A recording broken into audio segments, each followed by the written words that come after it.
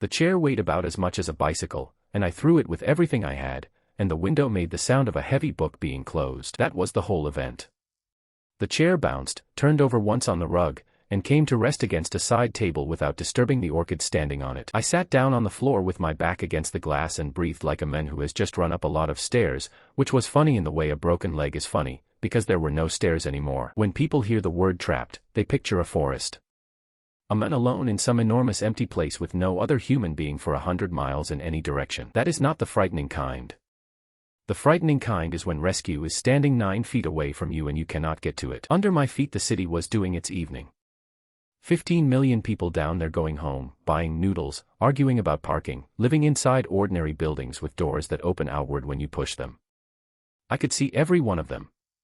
Not one of them could see me. Armored glass at that thickness does not break for a chair, and it does not break for a fire extinguisher, and it does not break for a marble mortar swung by a desperate man with a running start, and I know all 3 of those things because I tested them in a single afternoon. Behind me the doors opened without a sound. Everything in that building opened without a sound. It was the most expensive silence ever constructed by human beings, and I was the only man alive who hated it. She was carrying 2 coffees. She set them down on the low table, crossed the rug barefoot, and crouched next to me the way you crouch next to a child who has come off a bicycle.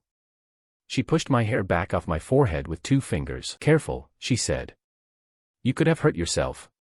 Then she turned my face toward the window with one hand, gently, so that I was looking out at the lights again, and she rested her chin on my shoulder. "Look at it," she said. "All of it, all the way out to the mountains, and the only 2 people in it who matter are standing on this rug. I bought this city for you. Is our honeymoon not lovely? My name is Theo Ward. I am 28 years old, and for 3 years I was employed as a husband. Not a metaphor. An actual signed job with a start date, an end date, a schedule, a dress code, and a clause about facial hair. My employer was Alicia Kane. If you have ever ridden an elevator in this country, you have ridden inside something her company built, and I promise you that detail is going to hurt me later. She was 31, she had inherited a vertical transport empire at 24, and the business press called her the coldest woman in the industry. They printed it as an insult. She had it embroidered on a cushion. Her problem was a board of directors and a mother, and both of them wanted her married, and both of them had strong opinions about who to.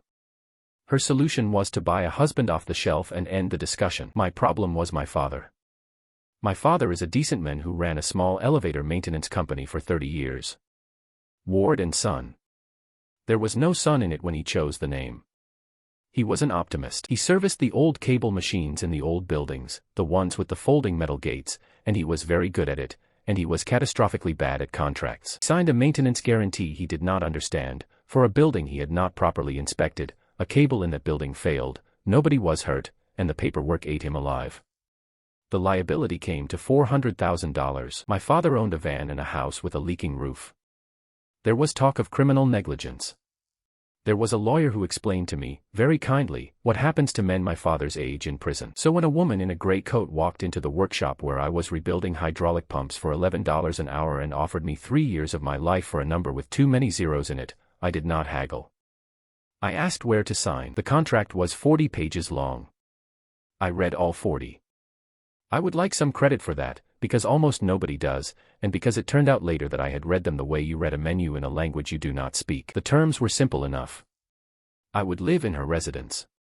I would appear at events. I would be photographed. I would not date, I would not drink in public, I would not talk to the press, and I would not, under any circumstances, fall in love with her. At last one was in there. Clause 19.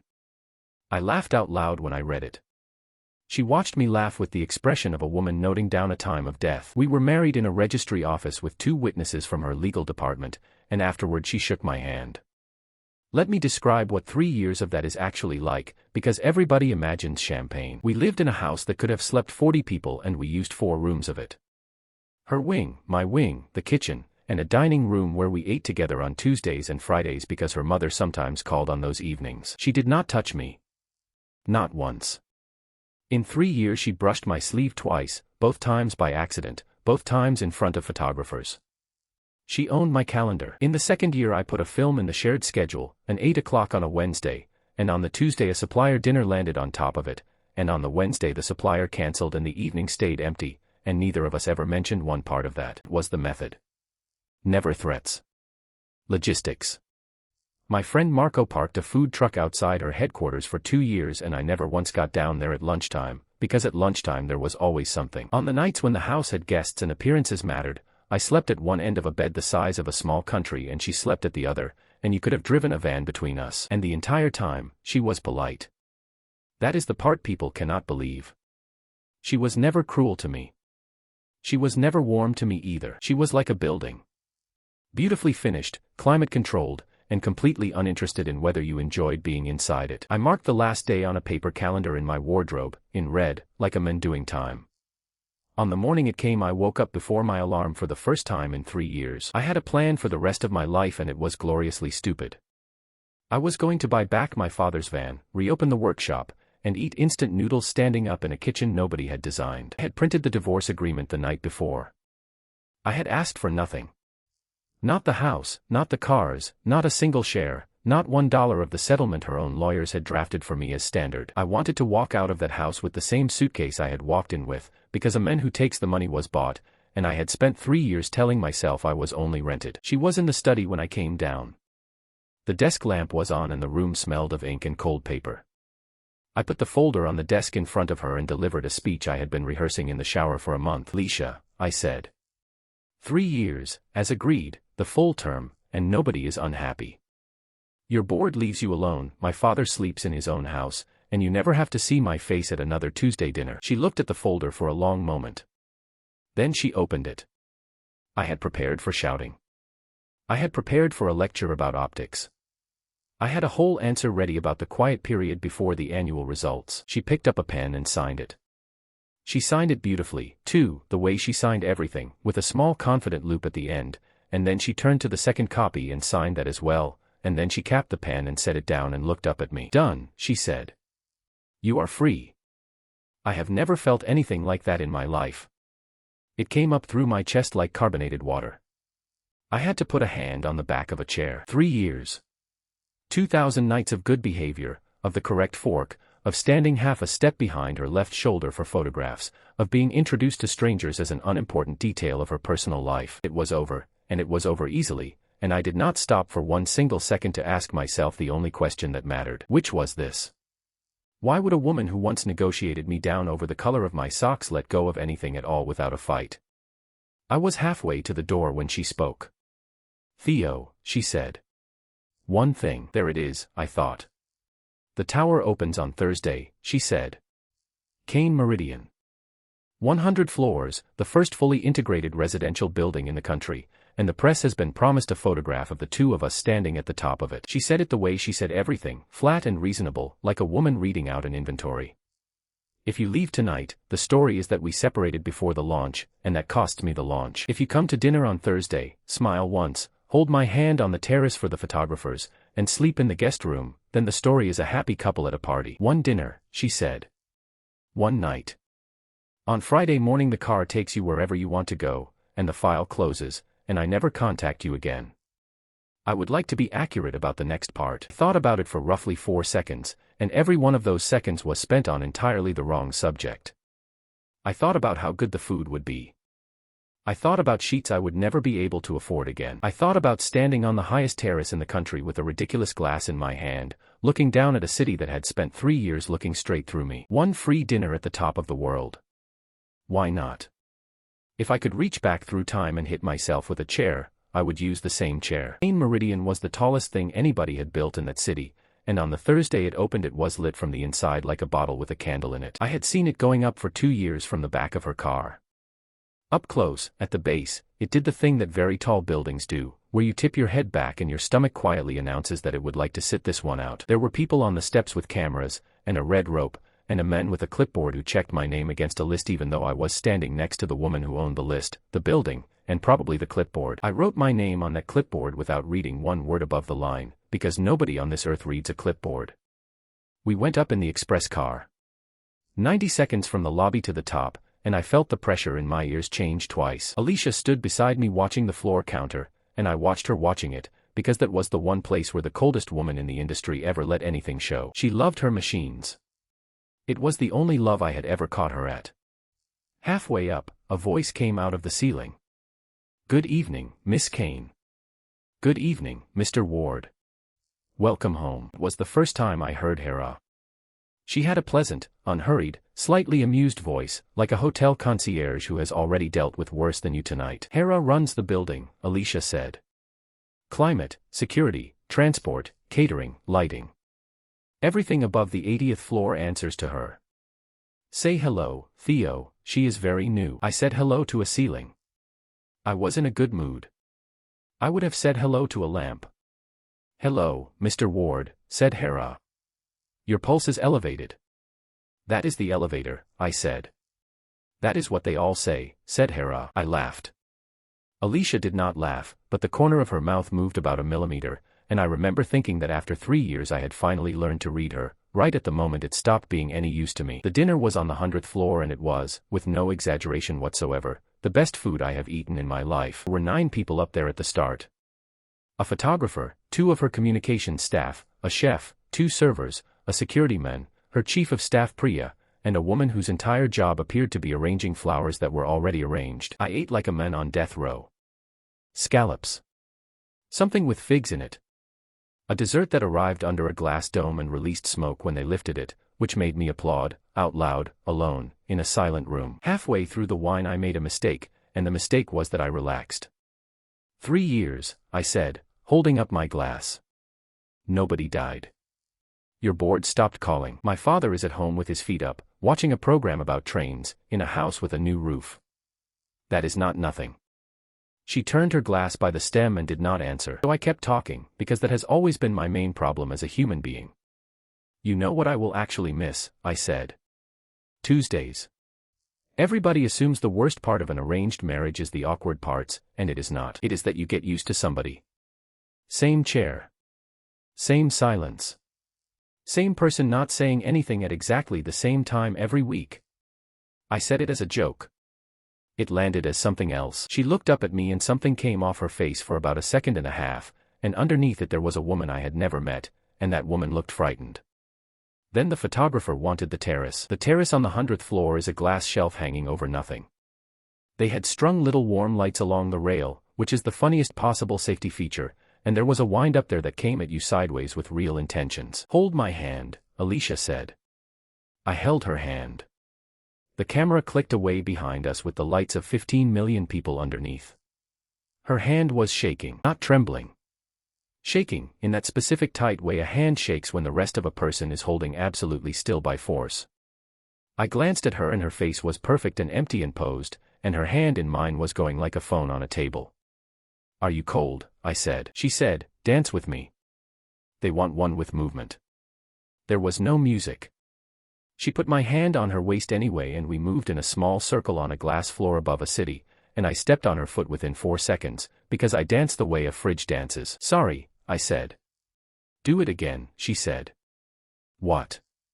Step on my foot again, she said. It was the first honest thing that has happened to me all week. I laughed, and she did not, and we turned another slow circle, and her hair went across my mouth, and I thought, without any alarm whatsoever, that I was going to remember this evening for a long time. And the photographer got his shot, and everybody went down in the elevator. I watched them go. Priya was last, and at the door she stopped and looked back at me for slightly too long, the way you look at a dog somebody has left in a car. Good night, Mr. Ward, she said. Good night, I said. Alicia said good night to me at the end of a corridor, from about 6 feet away, with her hands folded in front of her like a woman at a funeral, and I went into the guest room and got into a bed that felt like being swallowed by a cloud. The last thought I had that night was that tomorrow morning I would be a free man with a suitcase, and that I would probably stop at the noodle place on the corner of my father's street, and that I would order the large one. I woke up because of the silence. You do not know how much noise your life makes until it is gone. There is always something. A pipe. A neighbor. A car somewhere. A bird with poor judgment. Up there, nothing. The glass was too thick and the air was too clean and the whole building was breathing through its own lungs at a temperature somebody had chosen for me. I lay there for a minute working out what was missing, and then I got up, and I put on yesterday's shirt, and I went out into the main room to find somebody to say goodbye to. The main room was 3 stories tall and full of mourning. There was a staircase inside the apartment going up to a mezzanine, which I mention only so you understand that there were plenty of stairs, all of them beautiful, none of them going anywhere. There was nobody in it. No servers, no security men, no woman arranging flowers. The dinner table from the night before had been cleared and polished and the chairs put back at their exact angles. I went to the elevator lobby and pressed the call button. The panel lit up red and stayed red. 3 words, in the middle of the screen, in a very calm typeface. Access has been withdrawn. I pressed it again, because that is what people do. Then I found the second elevator, the service car, and its panel said the same thing in the same calm typeface, and I want you to appreciate that somebody had chosen that wording. Not denied. Withdrawn. Like a privilege. Like a library card. Then I went looking for the stairs. Every building over a certain height has a fire stair, by law, in this country and in every country. I had grown up in and around this exact industry. My father used to make me recite the code sections at breakfast like a catechism. I found the door in the north corner. It had a proper crash bar, exactly as it should, and above it a green running man sign, exactly as there should be. Behind the crash bar there was a steel plate. Somebody had cut a plate to fit the frame and welded it in on all 4 sides, and the weld was clean and continuous and done by a professional, and the paint above it had bubbled slightly from the heat and had not yet been touched up. I stood there with my hand on a fire door that had been sealed shut with a torch, in a building that had opened to the public the previous evening, and I felt the first real cold go through me. Then I took out my phone. No signal. Not one bar. Instead there was a small message across the top of the screen that I had never seen before in my life. Connected to Kane Meridian Residential. I opened a browser. It gave me a home page. It was a lovely home page. It had the weather, the pool temperature, a menu, and a photograph of me and Alicia dancing on the terrace with the lights behind us. There was no way off it. No search, no mail, no messages, nothing that went outside the walls. It was the internet the way a fish tank is the sea. I tried the emergency number. The screen said, politely, that emergency services were managed by building security, and offered to connect me to building security. I pressed it. "Good morning, Mr. Ward," said Hera, out of the ceiling and out of my phone at the same time, in stereo, which I did not care for. "How can I help?" And then, from somewhere behind me, across all that beautiful empty air, I smelled bacon. The kitchen on the 100th floor is the size of a small restaurant and has a window running the whole length of it, so that whoever is standing at the stove is standing in the sky. Alicia Kane was standing at that stove in a pale blue apron with her hair tied up, turning bacon with a pair of tongs. Now, I know what you are expecting from this scene, because I was expecting it too. Rich woman discovers kitchen. Smoke everywhere. She burns it. I laugh. I take the pan off her. The audience gets a nice warm moment. Everybody feels better. That is not what happened. She was good. She was frighteningly good. The bacon was laid out in rows with the fat rendered flat, the pan was the correct temperature, there was a plate warming under a cloth, and she had a folded towel over her shoulder like a woman who has spent 4 hours a week for 3 years doing exactly this. On the counter beside her there was a notebook. Not a tablet. A paper notebook, thick, softened at the corners from being opened a great many times. I could read the top of the page from where I was standing. It said, Thursday. Toast dark, not black. He picks the fat off if it is soft, so keep it hot to the end. He eats standing up if he thinks nobody is watching. There were pages before that one. Hundreds of pages. 3 years of pages. Sit down, she said, without turning round. It is nearly ready. Where is everybody? I said. Good news, she said. I let them all go. She said it the way you would say the traffic was light. She lifted the pan, tipped the bacon onto the warm plate, put the pan in the sink, and ran water into it, and only then did she turn round. Nobody was dismissed badly, she said. Every member of the household received 2 years of salary and a reference from me personally. The chef has already been hired by a hotel. Marguerite is going to see her sister in the south. They were extremely happy. I think one of them cried. I said, the elevator is not working. The elevator is working perfectly, she said. It simply is not working for you. I said, the fire stair has a plate welded across it. That is not a joke, Alicia, that is a criminal offense in about 9 different directions. He put the plate of bacon on the counter in front of a stool, added the toast, and slid a fork across the marble at me. Sit down and eat, she said, and then I will explain everything, and you can shout at me afterward, and I will listen to all of it. But you have not eaten and you have had a shock, and I am not going to have this conversation with a man whose blood sugar is on the floor. And I sat down. I want that on my record. I sat down and I ate the bacon, and it was superb, and I have never been so angry at a piece of food in my life. Then she took the apron off, folded it, and sat on the stool opposite me with her hands flat on the counter, like a woman about to present quarterly figures. Here is where we are, she said. I own this building. Not the company, not a fund, not a holding structure.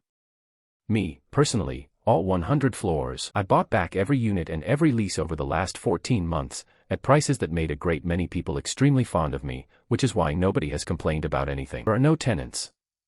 There are no staff. There is no security team, because there is nothing left in the building to protect except the two of us, and Hera does that better than men with radios ever did. I said, somebody will notice. It is the biggest building in the country. It opened yesterday. There were reporters in the lobby. There were, she said. And the story that ran this morning is that Kane Meridian has been fully acquired by its architect as a private residence, and that the observation deck will open to the public in the spring. Is a very good story. People love an eccentric. My share price went up. Then she said the part that took the floor out from under me. The elevator shafts below the 99th floor were filled on Tuesday and Wednesday night, she said. Structural grade concrete, poured in stages, in all 6 shafts. The service shaft as well. It took 11 trucks. I put the fork down. You filled the shafts, I said. Yes. Of your own building. Yes. You are in the elevator business, I said. Your family has been in the elevator business for 60 years. Your grandfather has a stamp with his face on it. I know, she said. It was the most expensive thing I have ever done and I enjoyed every minute of it. There is a moment in situations like that where your brain, rather than accepting what it is being told, goes looking for the technicality that makes it all right. Mine went looking very hard. Private car, I said. 99 to 100. That one still runs, I heard it last night. It runs, she said. It runs between 2 floors that are both inside this apartment, and it answers to Hera, and Hera answers to me. It is a staircase with a motor. The helipad. Sealed. The airspace over this building is restricted for the next year for construction reasons. I filed the paperwork myself. The windows are rated to survive an aircraft, she said, and I remember at that point standing up off the stool so fast that it went over behind me. I did the whole tour. You have to understand that I did the whole tour, because a man does, before he believes it. I went down the internal stairs to the 99th floor, and the 99th floor is a swimming pool and a cinema and a gymnasium and a greenhouse, and behind all of them, where the corridor should have gone on into the rest of the building, there is a wall, not a door. A wall, finished, painted, with a picture hanging on it. I went back up and found the laundry chute and it had been reduced to a slot 4 inches wide. I found the ventilation returns and every one of them had a titanium grill bolted behind the decorative one, and the bolts were security heads of a pattern I did not recognize, and I have opened a lot of panels in my life. I got up onto the mezzanine and I found the roof hatch and it had a padlock on it the size of my fist, and the padlock turned out to be pure decoration, because behind it the hatch had been welded like everything else. And when I came back down, out of breath, with my hands filthy, she was still sitting at the counter with her chin on her hand, watching me the way you watch a film you have seen before and love. I said, "You have lost your mind." "I have not," she said. "I have made a decision." People confuse the two constantly. I said, "You signed the divorce." "I watched you sign it." "That paper is real." "It is very real," she said. "It was filed yesterday afternoon. I paid a considerable amount to have it processed urgently. As of 4 o'clock yesterday you and I are legally strangers." And she smiled then, and it was the smile of somebody who has finally been allowed to put a heavy thing down. "That was the piece I had missed," she said. "For 3 years there was a contract between us, and every day of those 3 years I did exactly what it said, because I wrote it, and because a person who breaks her own contract is a person nobody can trust." Clause 19 went both ways, she said. "Did you never wonder why it was in there?" "I could not, Theo. It was in writing. I put it in writing so that I would not." She stood up and came round the counter, and I did not back away, which annoys me to this day. "The contract has expired," she said. "I am not your employer. You are not my husband. There is nothing at all between us now.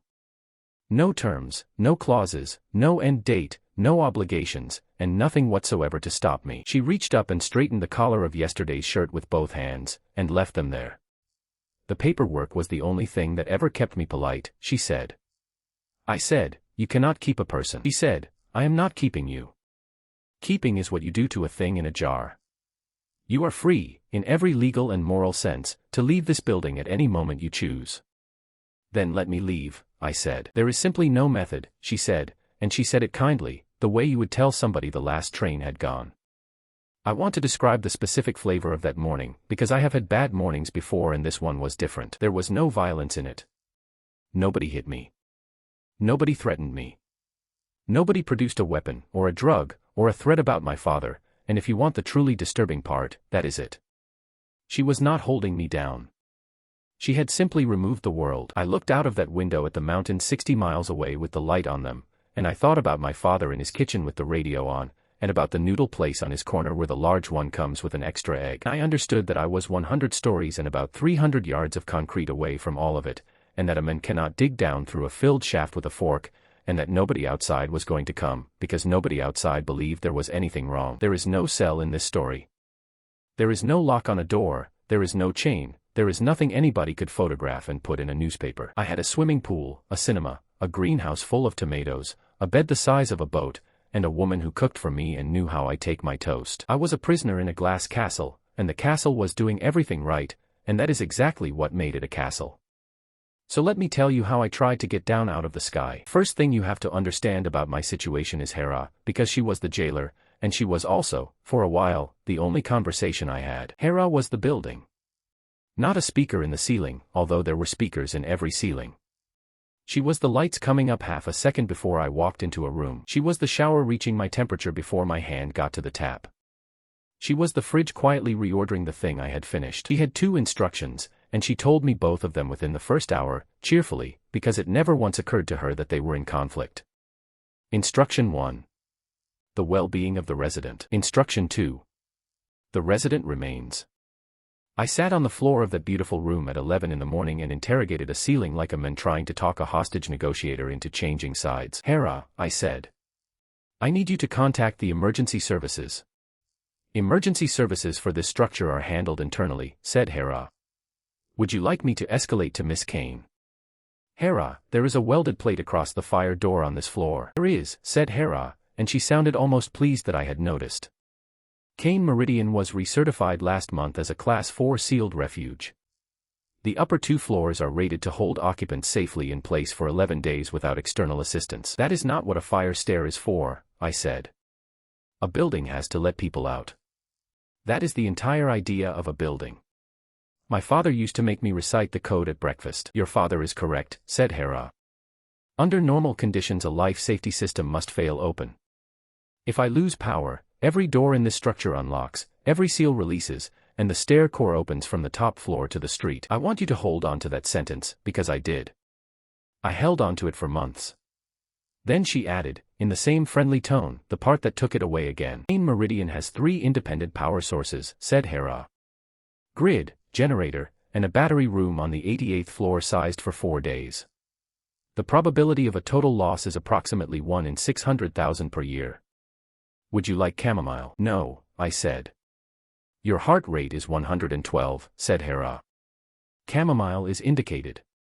I did not have chamomile.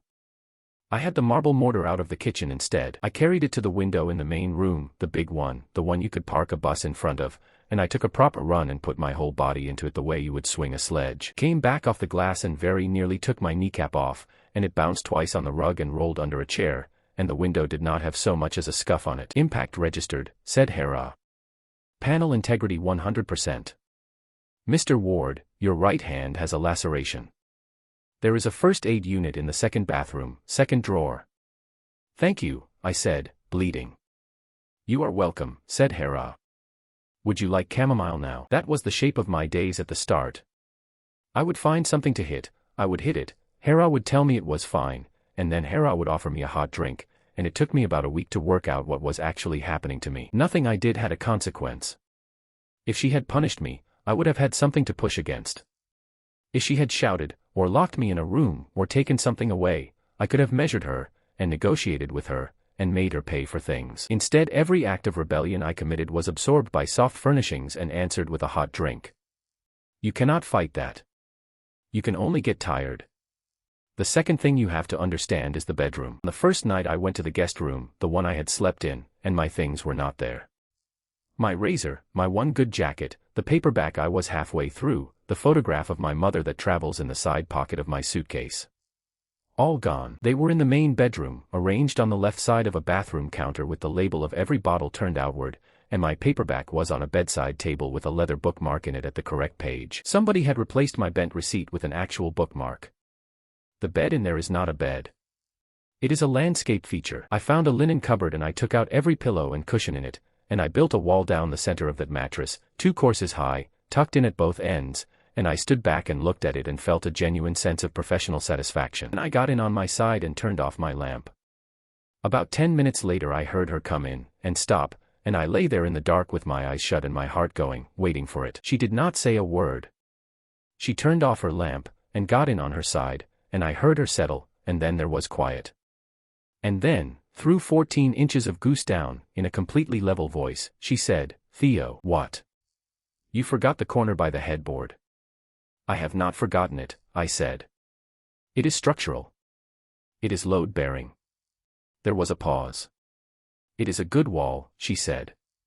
"Thank you. You built it in about 4 minutes," she said. "You have very fast hands. You always have. When you unload a dishwasher you do the cutlery in one pass and you have never once dropped anything." I lay there in the dark and thought, that is not a normal thing to notice about a person over 3 years, and then I thought, that is not a normal thing to say out loud. And then I thought about how many other things she had probably noticed, and the back of my neck went cold in a way I could not entirely explain to myself. "Go to sleep," I said. "Theo," she said. "What?"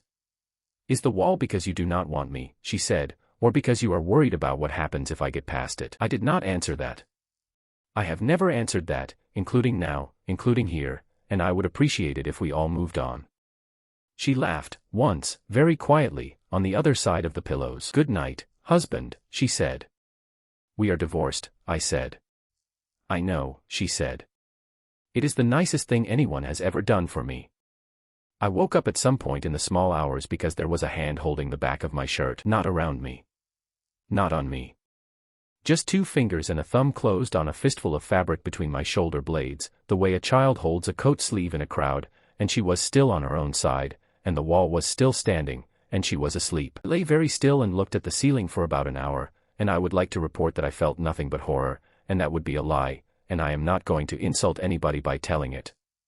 The third thing you have to understand is the stairs. There are 11 steps between the 99th floor and the 100th, inside the apartment, a wide open flight in pale stone with a brass rail. And there is also the private car, a little polished box that does the same trip in 6 seconds. In all the time I was up there, I never once saw Alicia Kane use that elevator. She built elevators. Her name was cast into the sill plate of that one. And she walked. I noticed it in the first week, and I filed it under Rich People Are Strange, and I forgot about it, and it was the single most important thing in my whole life and I walked past it every day for a month. I asked her about it once, early on, when I was still trying to find a lever. "You never take the lift," I said. "I like the stairs," she said. "You own 11,000 elevators." 12, she said, and she went up the stairs. By the end of the first week I had made an inventory. Every prisoner does. It is a way of pretending you are still in charge of something. Things I had. A swimming pool on the 99th floor with a glass end wall you could swim up to and look straight down at a helicopter going past below you. A cinema with 40 seats. A greenhouse the length of a tennis court, with lemon trees, tomatoes, herbs, and a lawn. A gymnasium. A wine cellar with a temperature and a humidity and a book listing what was in it. Things I did not have. A door. A phone. A person. A road. A key of any description. A single object heavier than a chair that was not bolted to the floor, because she had thought about that too. The greenhouse is the one that got me, in the end. I would go in there when I could not stand the glass anymore, because it smelled like the outside, and it was warm, and there was soil in it that you could pick up in your hand. I would sit on the edge of the raised bed with my hands in the dirt of a garden a third of a mile above the ground and think about the fact that not one seed in that room had any idea where it was. And Hera would put the sprinklers on at 4, because the resident enjoys the greenhouse in the afternoon, and the light would come through the water, and it was the most beautiful place I have ever been in, and I would have set fire to all of it for a bus ticket. Everything that goes into a building has to come from somewhere, and everything that goes out has to go somewhere, and that was where I decided to make my stand. The supplies arrived twice a week. There is a goods car that comes up the one shaft they did not fill, from a loading bay on the 98th floor, and it is a plain steel box with no controls inside it, and it opens into a little service room off the kitchen. On Mondays and Fridays it came up loaded and went down empty. Groceries, wine, flowers, cleaning supplies, and every so often a crate of something from a company Alicia had bought on a whim at 2 in the morning, and the laundry went down in it. That is the detail I want you to sit with. Something in that apartment left the apartment, went down 98 floors, and was handled by human beings. Obviously the first thing I did was get in it. I want that on the record before anybody asks me why not. On the second Monday I heard the box come up, and I walked into that service room and stepped into it and stood there with my hands at my sides like a man waiting for a bus. Nothing happened. The doors stayed open. After about a minute Hera said, "Mr. Ward, the goods car is not certified for the carriage of persons. While a resident mass is detected in the car it will hold at the landing. Instruction 1 is the well-being of the resident." I said, "Hera, I am asking you to send it down with me in it." "Instruction 2, said Hera. I tried it twice more. I tried it lying flat under the laundry, which she must have enjoyed enormously. Tried it with the marble mortar wedged in the door track, and that one got me a very serious lecture about damage to door operators and a note in my file. Both times the box sat at that landing with its doors held back like a dog that has been told to stay. So the box was not a way out. But the box was still a way through, because the box carried things, and at the bottom of it things get handled by people with hands. I spent a whole afternoon on that note. I wrote it on the back of a wine label with a pencil I had stolen out of the study, and I wrote it about 9 times before I got it right. Because it turns out that writing a message which will make a stranger call the police, rather than make them think you are insane, is a real piece of craft. Put my name, my father's address, the words being held against my will, the floor number, and the sentence, "This is not a joke, please telephone the police and not this building." Then I put it in the cuff of a shirt, folded the cuff twice, and put the shirt in the basket in the middle of the pile, and on Monday the basket went down in the box, and I stood in that service room with my hand flat on the closed door like a man seeing off a ship. For 3 days I lived on that note. I was pleasant at dinner. I slept. I did lengths in the pool. I was, for the first time, an easy man to be around, and she noticed, and she was so happy about it that she hummed while she cooked. On Thursday she came in from the greenhouse with something under a cloth and put it on the wall in the corridor outside the bedroom, and stood back to look at it, and asked me if it was straight. It was my note. In a frame. Mounted on cream card with a mat cut round it, behind museum glass, with a small brass plate underneath. The plate said, "The first letter my husband ever wrote me." I stood in that corridor and I felt my whole face go numb. She had not shouted. She had not asked me why. She had taken a piece of paper on which I had begged strangers to come and take me away from her, and she had had it framed to a professional standard, which takes at least a day, and hung it where we would both walk past it every night on the way to bed. "The spelling of the street is wrong," she said. "Your father is on Holloway Row, not Holloway Road." I fixed it in the corner, in pencil, very lightly. "I hope that is all right," I said. "Who took it out of the shirt?" "Hera flags textile density anomalies," she said. "It is a fire protection function. Anything left in a pocket comes up as a foreign object." She showed me on Monday evening, and Theo, I read it 4 times, and I want you to know that I was not angry for 1 second. She turned round and looked up at me with her eyes shining, and this is the exact moment I understood what I was dealing with. "You wrote to me," she said. "You have never written to me." That was when the wine label went into a frame, and that was when I stopped thinking of her as a woman who had done something mad, and started thinking of her as a system with rules I did not yet know. The next one I tried was the torch. There is a desk in the study with a drawer full of the things that end up in the drawer of a person who owns buildings. Spare keys to nothing. Laser pointer. A folding knife. And a black tactical torch about the length of my forearm, the kind a site foreman carries, with a beam that will light a wall a quarter of a mile away. Directly across from us, a little lower and about 200 yards north, is the Holloway Tower, and on the 50-something floors of the Holloway Tower there is exactly one window. That is lit at 3 in the morning, and behind it there is a nightman with a desk, a kettle, and a small television. I had been watching him for a week. He got up and walked the length of the floor every hour or so. He was real, he was awake, and he was, at that distance, roughly the size of my thumbnail. So on the Thursday night I took the torch to the window in the main room, and I aimed it at his window, and I flashed it. And then I stood there with my mouth open, because I do not know Morse code. I know that it exists. I know there are dots and dashes. I know that everybody in the world knows the distress signal, and I know it because of films, and standing in the dark with the actual torch in my actual hand, I could not have told you for money whether it was 3 short and 3 long or 3 long and 3 short. So I flashed it in a way I can only describe as enthusiastic, and the man in the window did not move.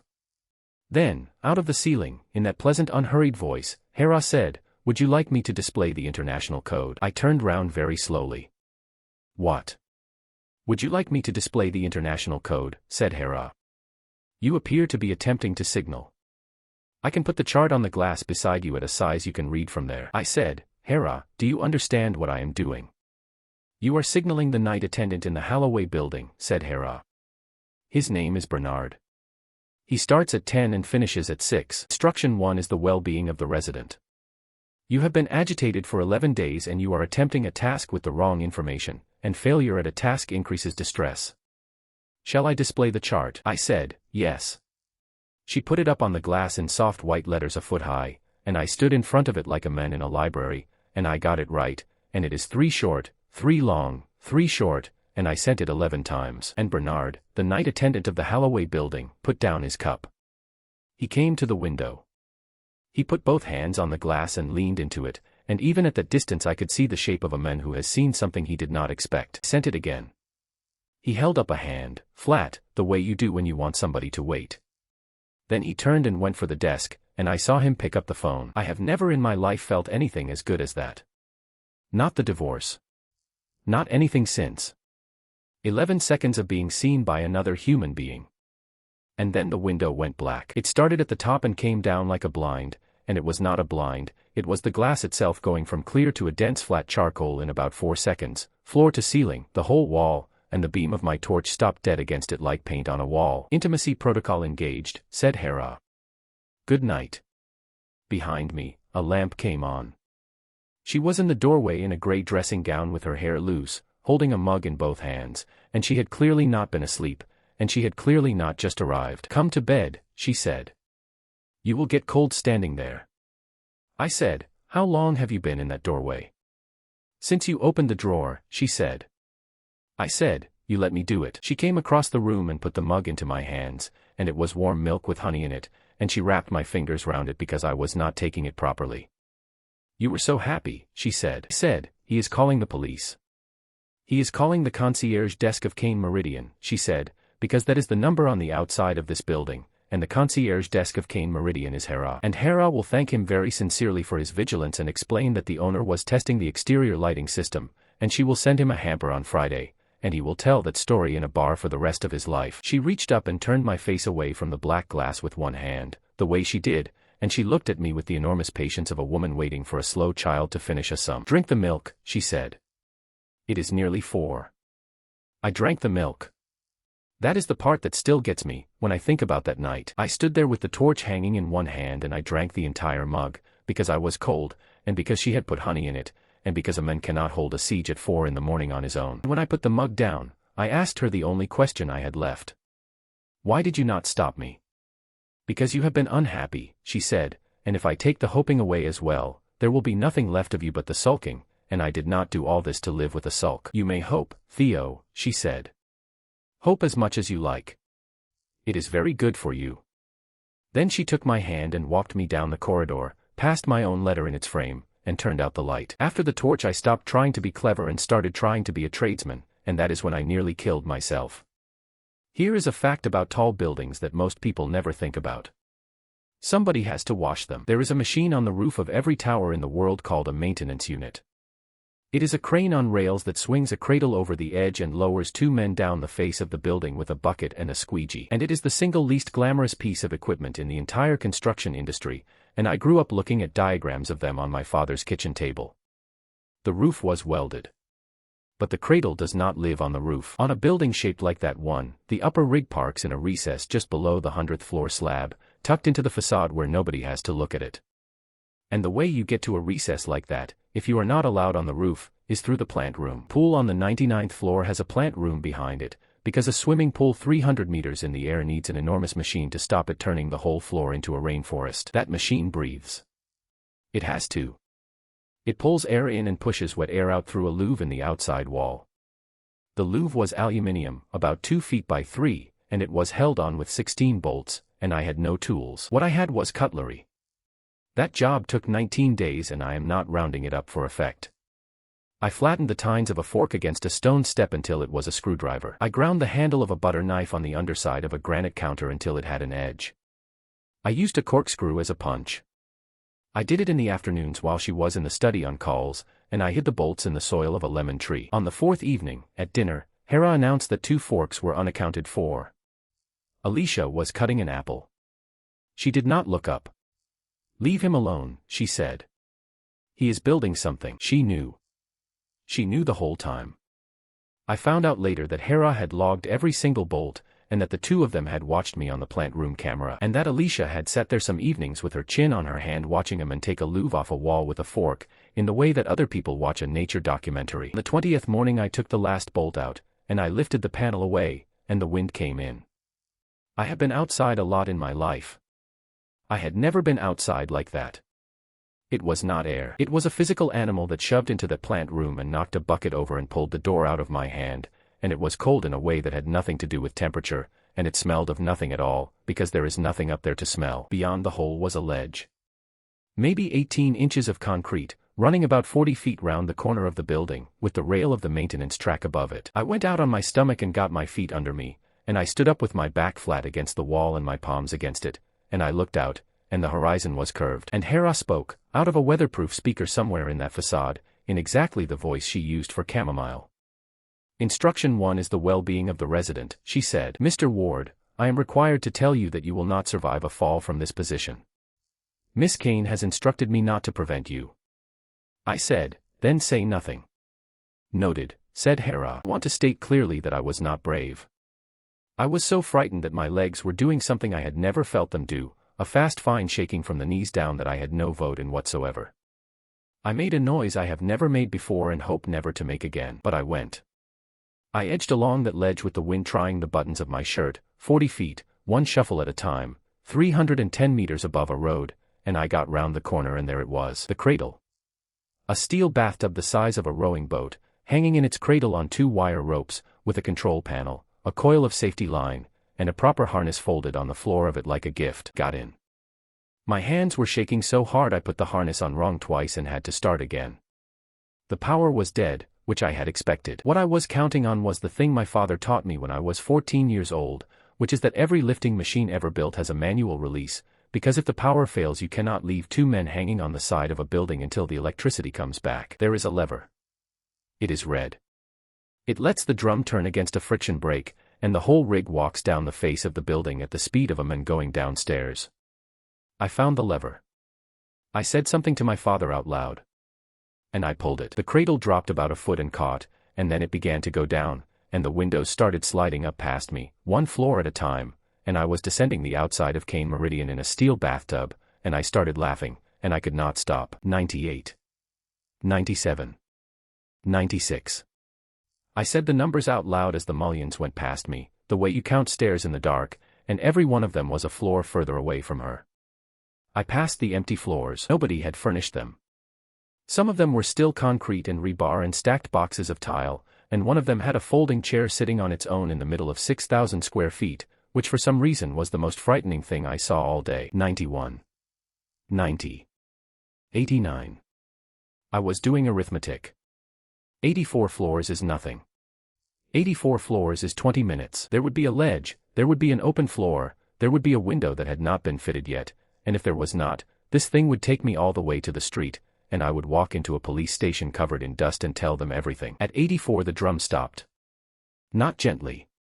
It hit the end of the rail with a shock that put me on my knees and swung the cradle out and back, with 300 meters of nothing underneath. I lay on the floor of it with both arms round a stanchion and my eyes shut, listening to the wire ropes talking to each other.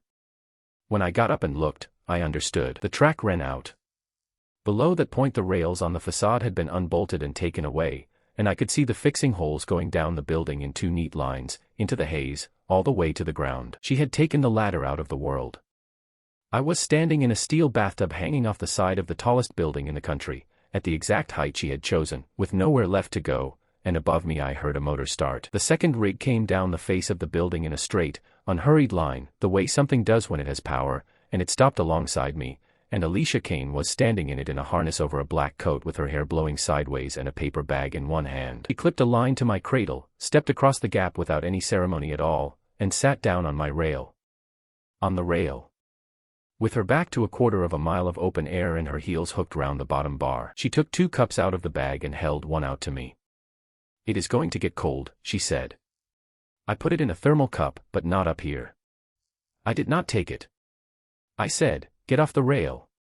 Drink your coffee, Alicia, get off the rail." She looked at me with enormous interest, as though I had said something in a language she was learning. "Why?" she said. "Because if that thing shifts, you go," I said. "Because there is nothing under you. Because I am asking you." And she moved.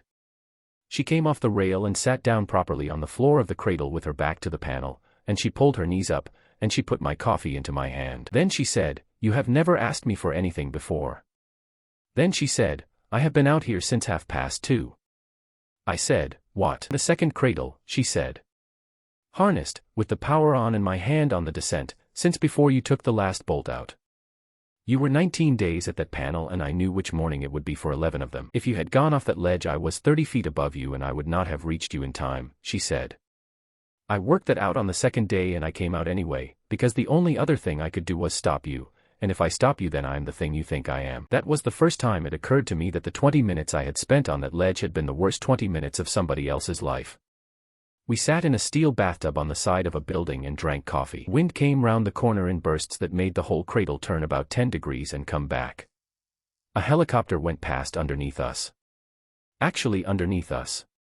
I asked her how long the rails had been gone. "Since March," she said. "Before the tower even opened. It cost me an 8-month argument with the maintenance contractor and a piece of engineering that will never be approved anywhere ever again, and my structural engineer resigned, and I paid him anyway." I said, "In March I was still your husband.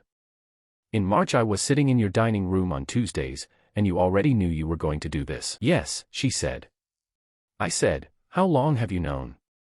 She turned the cup round in her hands and looked out at the mountains. 3 years, she said. Give or take a night. There was a long silence up there. There is a particular silence you get on the side of a building, with a wire rope creaking and a city making no noise at all because it is too far away to reach you. The wind came round the corner properly. It hit the cradle side on and lifted the whole thing, and Alicia went off her balance and toward the gap where the rail was, and I did not think about it at all. My hand had her coat before I knew I had moved, and I hauled her back and put her against the panel with my arm across her, and held her there while the rig swung out and came back and settled. We stayed like that for a second longer than we needed to. Her hands were on the front of my shirt. She was looking up at me with her hair across her face and an expression I had never once seen on her in 3 years of marriage, and she said, in a small ruined voice that did not belong to her at all, "Do that again." And I let go of her like she was a hot pan. Because I had felt something, standing in a steel box on the side of a building with a woman who had welded me into the sky, and the thing I had felt was not fear. We rode her rig back up. She had to talk me across the gap, and she held the line, and when the glass slid past us and the recess swallowed the cradle, Hera said, out of a speaker somewhere in the facade, "Welcome home, Mr. Ward. Your core temperature is low. A bath is running." That night I went to bolt the louve back on so she would not know I could use it. The panel was leaning against the wall in the plant room with all 16 bolts in a jar beside it and a note in her handwriting. "Keep it," the note said. "It is the best view in the building and you found it yourself." After the cradle I sat in the greenhouse for 2 days and thought about it properly, like a man taking an engine apart. The building could not be beaten. That was settled. I had put a fork through a wall and it had bought me 15 floors and a lovely view. But the building was not the thing keeping me there. The building was a tool. The thing keeping me there was a woman with a key in her pocket, and a woman is not a welded plate. So I changed the target. I decided to become the best husband in the history of the institution, and my motives were rotten all the way through. I was not softening. I was picking a lock. Campaign began on a Tuesday. I got up before her and made breakfast, which I am actually excellent at, having lived alone on $9 a day for most of my 20s. She came into the kitchen and stopped dead in the doorway. "Sit down," I said. "Eggs are 3 minutes off." She sat down slowly, the way you sit down when you think the chair might be a trick. She ate the entire plate without saying one word, and then she put her knife and fork together and looked at me over the counter, and said, "You are being nice at me." "I am being nice to you." "At me," she said. "There is a difference and I can hear it." But she ate the eggs. She ate every plate of eggs I made her for the next 4 months, and there is the whole of Alicia Kane in one sentence, if you want it. She knew it was a lockpick, and she stood still and let me work on the lock, because at least it meant I was touching the door. I will tell you what those months were actually like, because the strange thing, the thing I have never been able to explain to anybody since, is that they were good. We had a routine. She worked from the study from 7 until about 2, running a company through a screen, and Priya came up on a video wall twice a day with documents, and I would sometimes wander past in the background with a cup of tea like a ghost with domestic responsibilities. Priya never once acknowledged that anything unusual was happening. Only once, when Alicia had left the room, did she look at me down the camera and say, in the flat voice of a woman noting an item for the record, "Mr. Ward, do you require anything?" I said, "I require the stairs." "Noted," she said, and moved on to the next agenda point, and I do not blame her, because you cannot fight a woman who owns your entire professional future with a memo. In the afternoons we swam. There is a pool with a glass end wall on the 99th floor and I would swim up to it and hang there with my fingers on the lip looking straight down at the traffic, and she would swim up beside me and hang there too. And we would both look down at the world, and neither of us would say anything, and it was the most companionable I have ever been with another person. In the evenings we cooked together, and she was better than me, which took me a fortnight to admit. She had learned it out of that notebook. 3 years of Thursdays. She had a private chef come to the old house in the afternoons while I was out doing whatever her calendar had decided I was doing, and she had learned to cook the food of a man who eats standing up. She had never once served me a single plate of it, because the contract said she was to keep a professional distance and she is the most literal human being I have ever met. 3 years of practicing to make a man a fried egg. Sit with that. We watched films. We argued about them, properly, the way real couples do, with actual raised voices about whether a character would plausibly have done that, and she has a laugh that she clearly does not like, because when it gets away from her she puts her hand flat over her mouth. And the pillow wall came down one pillow at a time. I am not going to give you a full accounting of that, because my father might see this. But I will tell you the arithmetic, since the arithmetic is funny. Week 1, the wall was 2 courses high and 11 pillows long. By the end of the second month it was 6 pillows and a decorative cushion. The third month I came to bed and found the cushion on the floor and a single pillow in the middle of the mattress, standing on its end, like a tombstone for an idea. And in the fourth month, one night, after a long argument about a film, the wall was not there at all, and neither of us mentioned it, then or ever. The next morning at breakfast Hera said, "Good morning. Resident Well-Being Index is up 11 points on the quarter. This is the strongest reading since commissioning." I inhaled a piece of toast. "Thank you, Hera," said Alicia, without looking up from her tablet. I said, "Does she have to say that?" "She measures everything," said Alicia. "Sleep, heart rate, appetite, movement, time spent in each room. It is a well-being system. It would be strange if it did not notice." I said, "It is not a well-being system, it is a nosy building." Later that same week Priya came up on the video wall to discuss a genuine business matter, an actual acquisition of an actual company, and she said the word merger, and Alicia looked directly at me over the top of the screen with a completely straight face, and I had to leave the room. After that it was the word we used. It went into the house language the way things do. She would put a glass in the dishwasher and say, without any change of tone, that there was a merger scheduled for this evening and that my attendance was expected. And Hera, who takes everything literally, began putting it in the morning report. I asked her to stop. She explained that resident vocabulary is adopted for clarity. I asked Alicia to make her stop. Alicia said she would look into it, in a tone that meant she had already decided this was the funniest thing that had ever happened in her building and it was going to continue. I did not stop, by the way. Somewhere in the middle of all that domestic contentment there is a Thursday afternoon where I took the back panel off the linen cupboard on the mezzanine, because a linen cupboard on an outside wall has to have a duct behind it. It did. A duct about 14 inches across, running straight down into the dark of the building, with warm air coming up out of it and nothing in the first arm's length but sheet metal. I got my head and one shoulder in and lay there on a pile of towels with my legs sticking out into the corridor like a man being eaten by a wall, and about 4 feet down that duct there was a titanium grill, bolted, security heads, the same pattern as everything else in the building. Taped to the middle of the grill, at the exact height a man's face arrives at, there was a folded piece of paper. It said, in her handwriting, "Nice try. There is another one behind the wine racks and that one is worth doing because the view is better." I stayed in that cupboard for about 10 minutes before I came out. There was also the survey. Once a month, at breakfast, Hera conducted a resident satisfaction review, because somewhere in the specification for that building there is a line item about occupant feedback, and Hera does not skip line items. She asked about the temperature. She asked about the lighting schedule. She asked about the firmness of the mattress. And then, in exactly the same tone, after exactly the same pause, she asked about intimate satisfaction, on a scale of 1 to 5. The first time she did it I put my forehead on the counter. 4, said Alicia.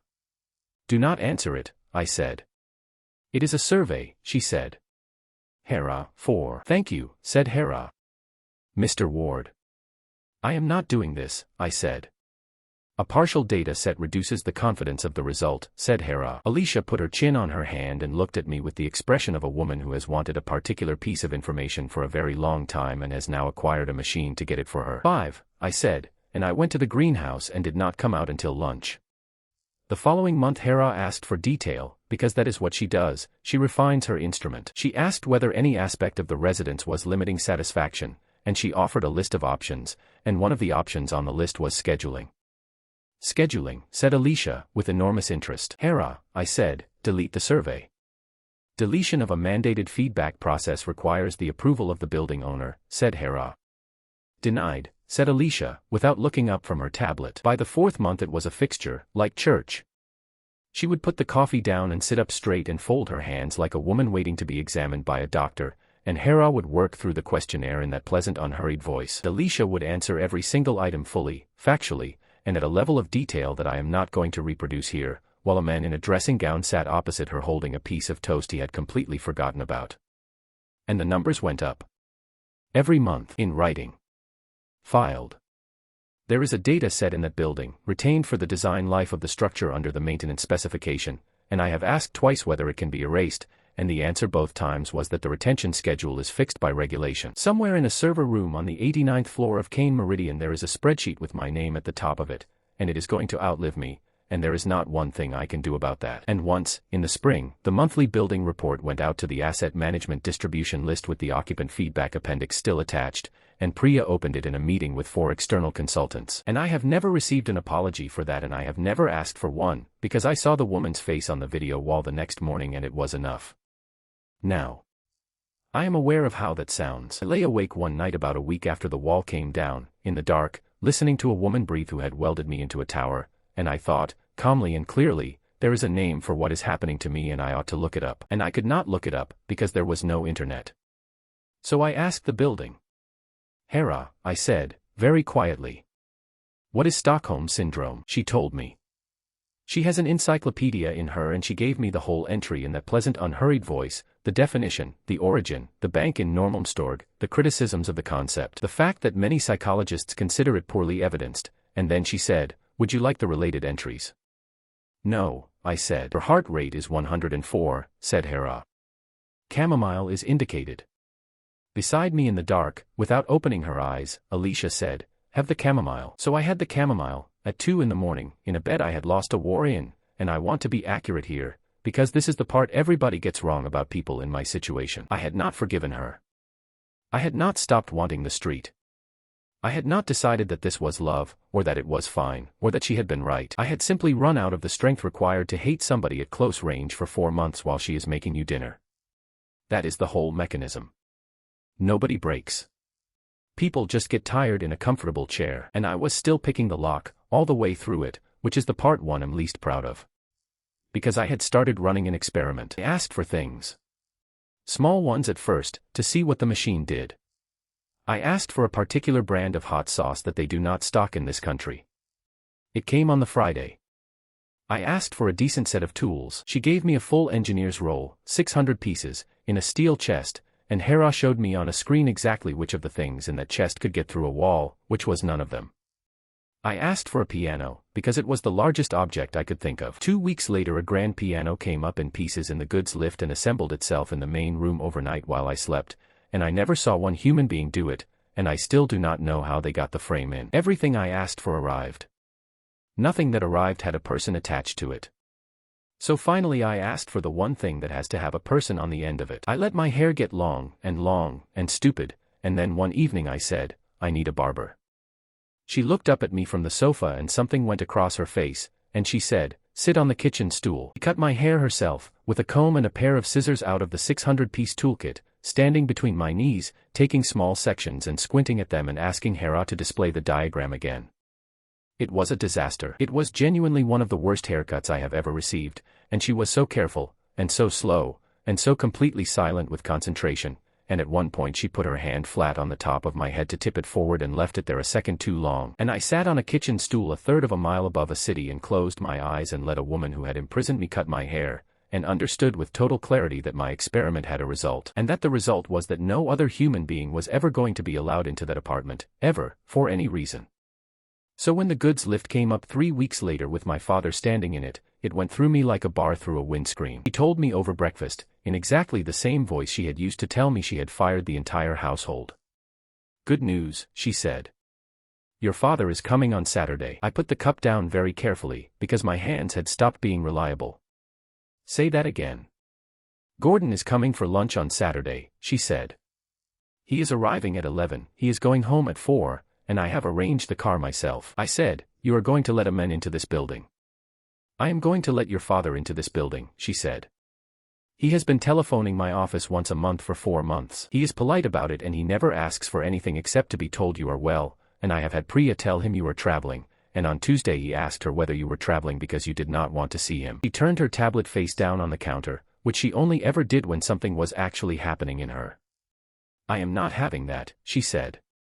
He is a good man and I will not have him thinking that. So on the Saturday I stood in a service room off the kitchen and watched a steel box come up 98 floors with my father in it. He came out squinting, in his good jacket, the one he has had since I was at school, holding a bag for life with something heavy in it, and he looked around at the ceiling and the light and the sky in all 4 directions. And the first words my father said to me in 4 months were, who does the maintenance on that goods car, because the door operator is out of adjustment. I hugged him.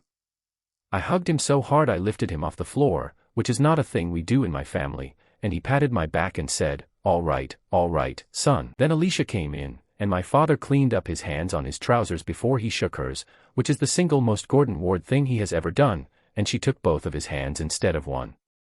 Mr. Ward, she said. Gordon, he said. Please. You are married to the boy. And she did not correct him. Lunch went on for 4 hours. I have never seen anything like it. My father, who cannot talk to anybody at a bus stop without discovering that they went to school with his cousin, sat at a table on the 100th floor of the tallest building in the country and told the coldest woman in the industry about the time I got my head stuck in the folding gate of a 1960s passenger car in the old post office building. I was 6, he said. 6 years old, and he had his whole head through it, and he was not crying, that is the thing, he was giving instructions.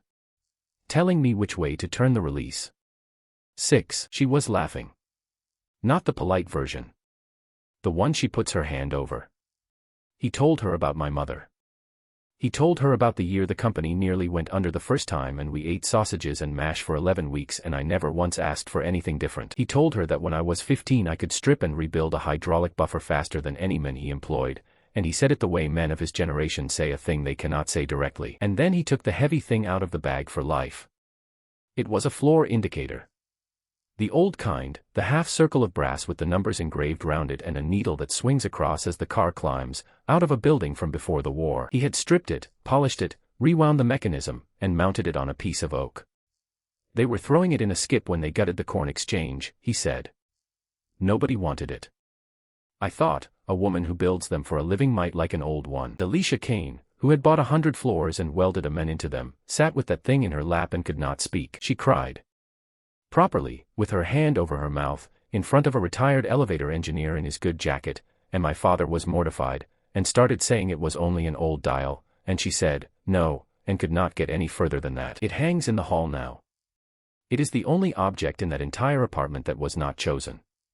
At about 3 my father asked to see the view from the north side, and I took him, and we stood at the glass with our hands behind our backs like 2 men at a harbor. And he said, without any change in his voice at all, son, what is wrong?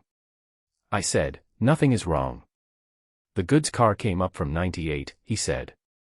Why did it come up from 98? There is a lobby at the bottom of that shaft with a street door on it. I said, the lower floors are shut for the fit-out. He looked at the glass for a while.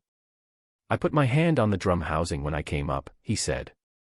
There is no traction wear below the 98th landing. None. That machine has never run below 98 in its life. I said, Dad. And the second the word was out I heard what my own voice had done with it, and so did he. He turned round and looked at me, and my father is not a clever man in the way the world usually means it, but he has been reading machines for 50 years and a machine tells you what is wrong by the sound it makes when you ask it to do something. You always were a terrible liar, he said. You go quiet in the middle of the sentence. We stood there. And I want you to understand exactly what was in the room with me at that moment, because I have gone over it about 9,000 times since. My father has a heart that they put 2 stents in 4 years ago. His workshop was open again. He had 2 men working for him. He had a new roof and a van with his own name on the side of it, and every single one of those things came out of the money I took to sign a piece of paper. If I said the sentence, he would not call anybody. I know my father. He would have gone straight down that corridor and told a billionaire to her face to open the door, and she would have opened it, because she would not have hurt him. And then he would have known, for the rest of his life, that his son sold 3 years and then some to keep him out of a courtroom, and that everything he owned was bought with it. It would have finished him. Not the heart. The other thing. So I said, I am fine, Dad. He looked at me for a long moment. Then he said, right, and he turned back to the glass, and after a while he said, do you remember the Ardmore? I said, the what? The Ardmore building, he said. Down on the water. 3 years ago, the night the whole district went out. You were on call, you went out at 9 to a stuck car and you did not come home until 6 in the morning, and you ate an entire loaf of bread standing at the counter and you would not say a word about it. I said, I remember being tired. He laughed. You were somewhere, he said. I always thought there was a girl. There was no girl, I said. There was a dead lift and a very long night. If you have any sense at all you will remember that exchange, because I did not, and it cost me everything I had left. At 4 o'clock I walked him to the goods lift. While he was fussing with his jacket I put my hand into the side pocket of his tool bag and left a folded piece of paper in it, and I did not address it to the police, because the police would come to the door and be handled by Hera and a lawyer. I addressed it to Marco. My friend with the food truck. A man with no assets, no lawyer, no professional future to threaten, and a mouth on him like a burst pipe. The note said, I am on the 100th floor of Kane Meridian and I cannot get out. The stair is welded and the shafts are filled. Do not go to the police first. Go to the newspapers, go to the building inspector, and go loudly. Bring somebody with a camera.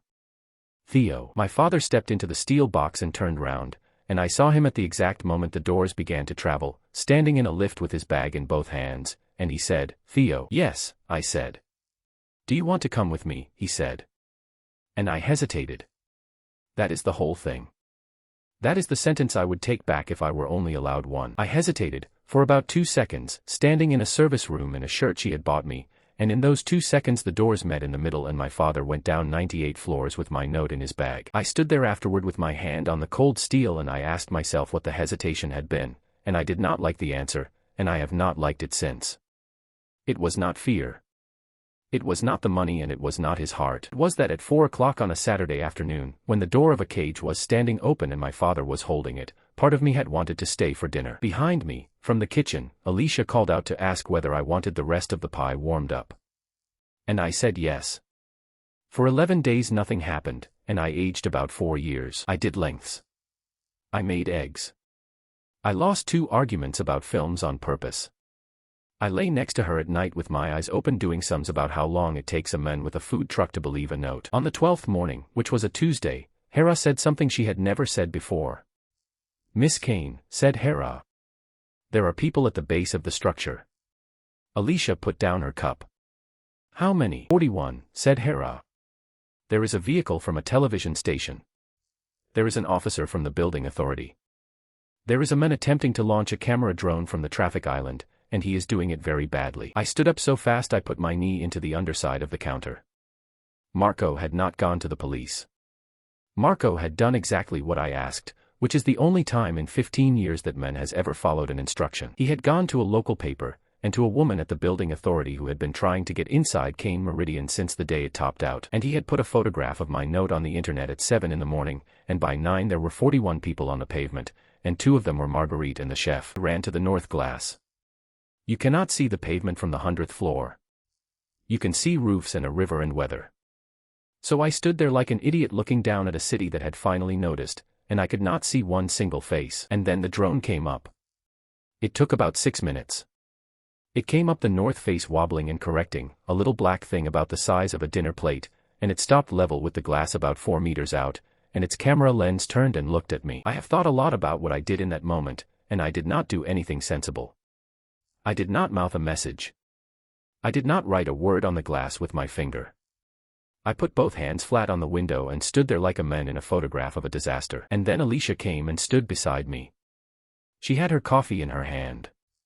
She looked out at the drone for a second, and then she lifted her free hand and waved at it. Small wave. Fingers only. Do not, I said. Why not, she said. He has come a very long way. Glass did not go black. She did not call Hera.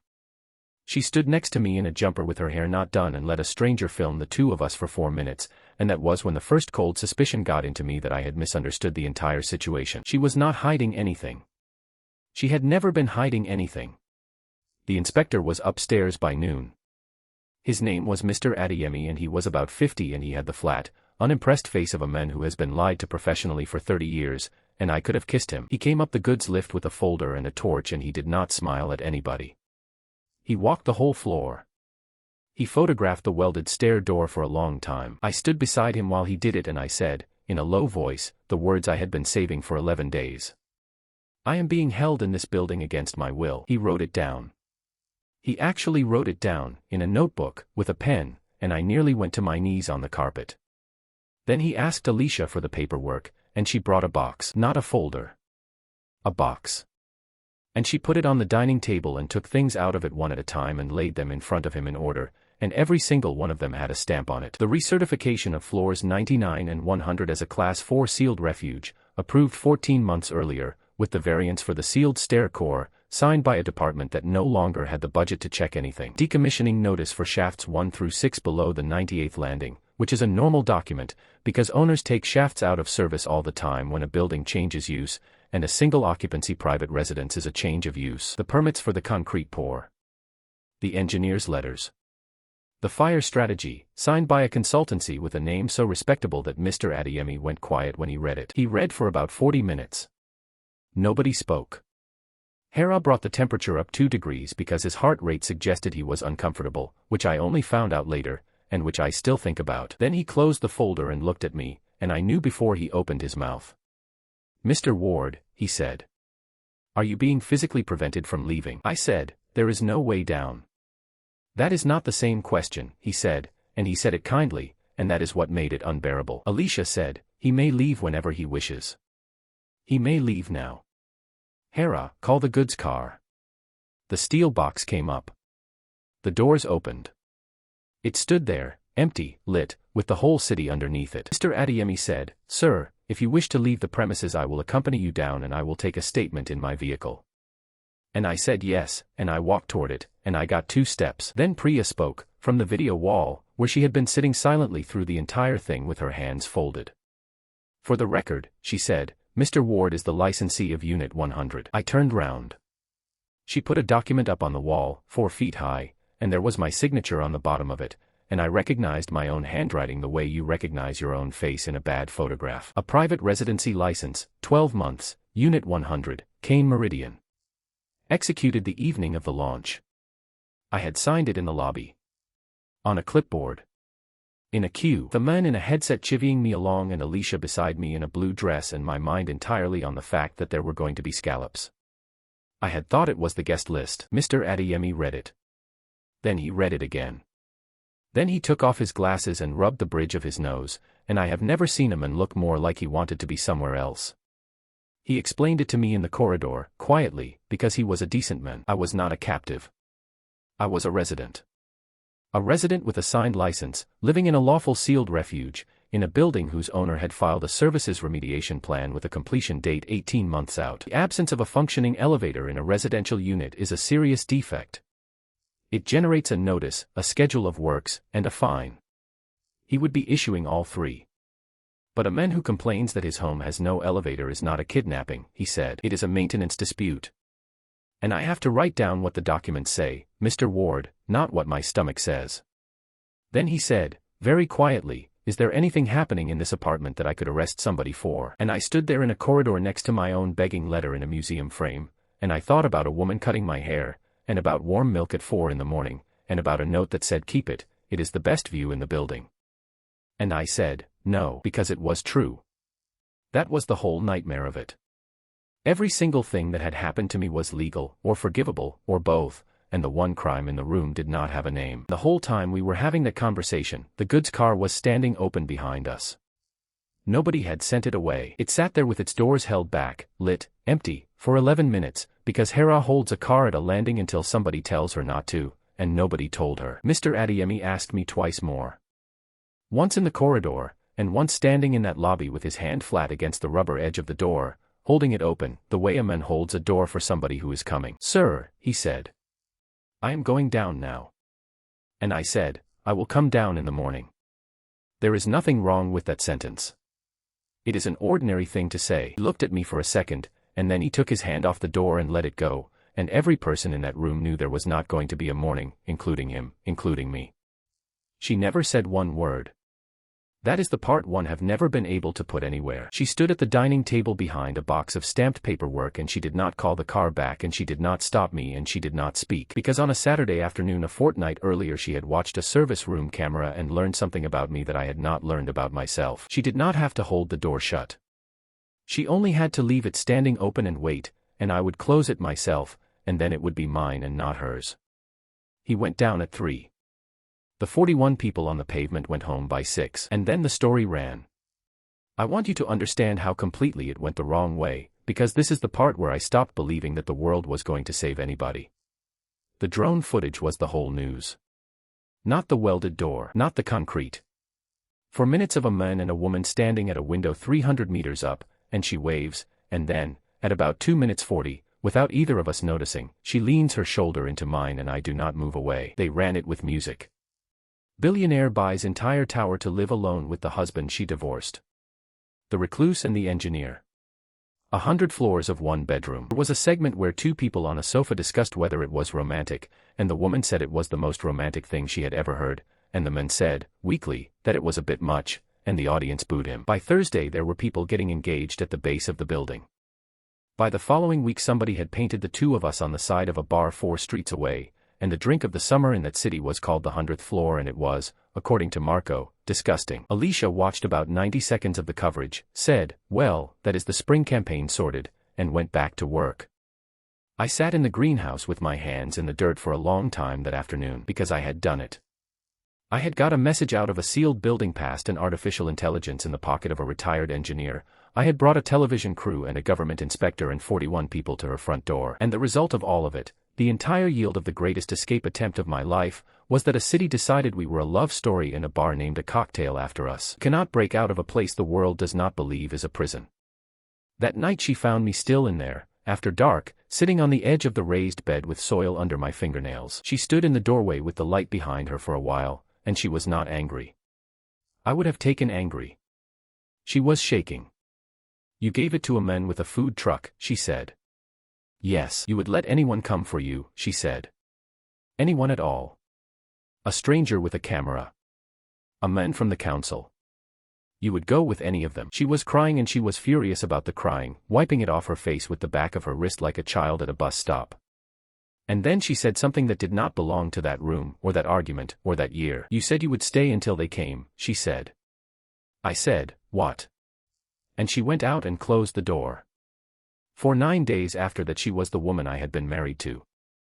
That is the worst thing I can tell you about those 9 days. Ice came back down over her like a window going dark, and she was courteous, and precise, and absolutely unreachable, and she said good morning and good night and nothing in between, and I discovered that I had somehow, at some point, started to prefer the madwoman. Then on the Wednesday she put a cup of coffee in front of me and said, your friend is coming on Friday. The one with the truck. I said, why?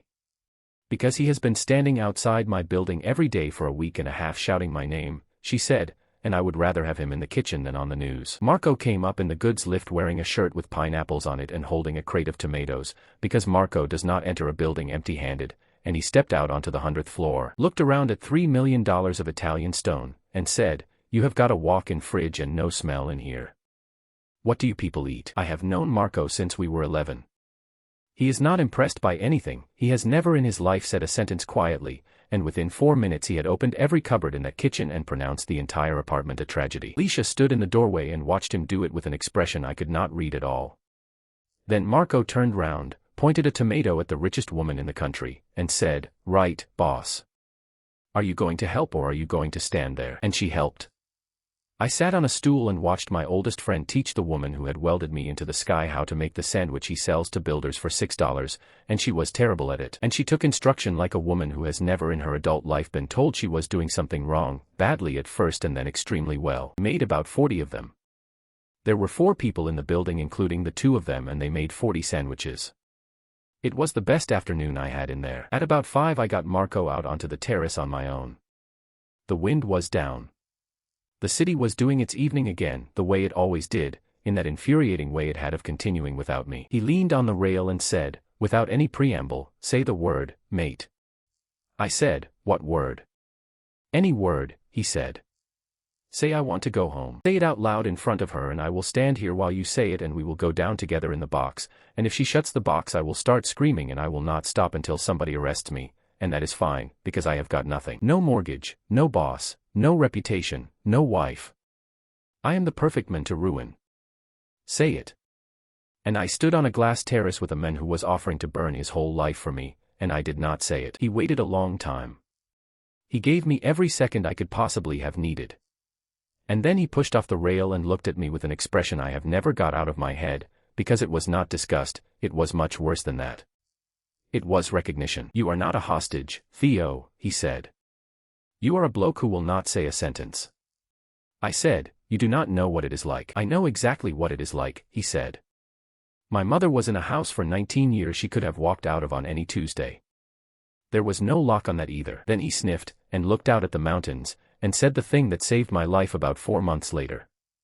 "Every Tuesday," he said, "noon. I am going to put the truck on the corner by the loading bay of this building, and I am going to do that every single Tuesday until one of us dies, and I do not care if it takes 10 years. And I do not want to hear about it, and if you ever come down those stairs at noon on a Tuesday, there will be a man there who knows your order." I said, "There are no stairs." "There will be," he said. He went down at 7. Alicia sent him away with a bottle of something absurd out of the cellar and he called her boss again on the way into the lift and I saw her mouth twitch. That night I could not sleep, and I did the thing you do in a house with no people in it, which is wander. I ended up in the cinema. 40 seats, dark red, a screen the size of a truck, the whole thing built for a man who would never have friends over. I had been in there 20 times to watch old films with her. I sat down in the back row and said, "Hera, put something on." "Certainly," said Hera. Resuming playback. The screen came up black, with a time code running in the corner, and I thought the projector was warming up. Then I looked at the corner properly and saw that it was not a time code. It was a duration. 6 hours and 11 minutes. And the picture was not black. It was very nearly black, with the flat washed gray of an infrared camera in a dead room, and in the middle of it there was a shape on the floor that resolved, slowly, horribly, into 2 people sitting on the floor of a lift car with their backs against opposite walls. There was sound, and the sound is the reason that room has 40 seats in it and had never once had a single person sitting in any of them except her. The sound was a young man talking. He was talking in the specific flat cheerful way you talk when you are trying to keep somebody in the room with you, and he was saying, "All right, so that noise is the break, that is meant to happen, that is the machine holding on to us, that is the machine doing its job. It is the most boring noise any machine has ever made, and it will still be making it 100 years after both of us are dead. Say it with me. Boring." And there was a woman breathing. Fast and shallow and wrong, the breathing of a person about 10 seconds from going under, and in between the breaths she was saying, in a very small voice, that she could not do this, that she needed the door open. And the young man said, "I know. 4 in and 4 out. Do it with me. 4 in." I sat in the back row of a private cinema on the 100th floor of a tower and listened to my own voice, 3 years younger, coming out of 40 speakers. I got up so fast the seat slammed. I went out into the corridor and I put my hand on the wall and I was sick, actually sick, on a carpet that cost more than my father's van. Hera said, "Mr. Ward, are you unwell? Shall I wake Miss Kane?" "No," I said. "Would you like chamomile?" "No." "Would you like me to resume playback?" And I stood in that corridor with my hand on the wall and I said, "How many times?" "Please restate the question," said Hera. "How many times has that been played in this building?" There was a pause of about a second, which for Hera is an eternity, and I have wondered ever since whether that pause meant anything. 6,412, said Hera. "Would you like the figure for this year only?" Did not sleep at all. I sat on the floor of the corridor outside the cinema until the light came up over the mountains and turned the whole east side of that apartment the color of a peach, and I went through it. All of it. Every single thing that had happened to me in 3 years and 4 months, in order, like a man walking backward along a wire. The night my father talked about. The Ardmore building on the water. 9 at night, a stuck car, and I did not come home until 6 in the morning and I ate an entire loaf of bread standing up at the counter. I had told my father there was no girl, and I had believed it, because there had not been a girl. There had been a shape in the dark and a voice, and no light at all after the first hour, and the fire crew had taken her up through the roof hatch first because she was in a bad way, and by the time they came back down for me she was already in an ambulance, and I never saw her face. Not once. Not for 1 second. 6 hours in the dark and I could not have picked that woman out of a room with 2 people in it. Alicia Kane came out of the bedroom at about 6:30 and found me sitting on the floor of the corridor, and she stopped, and she knew. I did not have to say anything. She looked at my face and her hand went to the wall. I said, "Ardmore," and the coldest woman in the industry, who had bought 100 floors and filled 6 shafts and welded a fire door with her own money, sat down on the floor of that corridor across from me, in her dressing gown, with her back against the wall, and put her hands over her face. "Say something," I said. "Anything at all. I have been sitting on this carpet since 4 in the morning and at this point I would take a weather report." "You told me your name was Ward," she said, from behind her hands. "That was all. You said, 'My father is Ward and Son, we do the old buildings,' and I thought that was the funniest thing I had ever heard, because I own 11,000 elevators and I was going to die in one of them, and you were a boy from a 2-man workshop with a torch that did not work." I said, "You knew from the first day?" "From the workshop."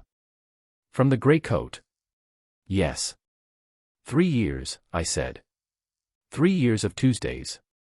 3 years of not touching me and taking my calendar apart and clause 19 and a bed with a country in the middle of it. Why did you not say one word? And she took her hands down and looked at me, and there were no tears in it at all this time, and she said the truest and worst thing anybody has ever said to me. "Because in the dark you did not know who I was," she said. "You were kind to a stranger who could do nothing for you. And every day for 3 years I had to choose between finding out whether you would still be kind to me if you knew, or keeping the 6 hours I already had." "Chose the 6 hours," she said. "Every morning. 2,000 times. So let me tell you about the Ardmore building, because I had been carrying it around for 3 years in a box I never opened. The Ardmore is a 1920s office block down on the water with 2 passenger cars and a goods hoist, and the cars are the old geared kind with a brake the size of a dustbin lid, and my father had the contract on them for 22 years before he lost everything. That night I was not even meant to be working. I was doing call-outs for the workshop that had taken me on after we folded, at $11 an hour plus the call-out rate, and the job was a car stopping short of the landing on the 11th floor. I got there at 20 to 10 and the entire district went out while I was standing in the lobby.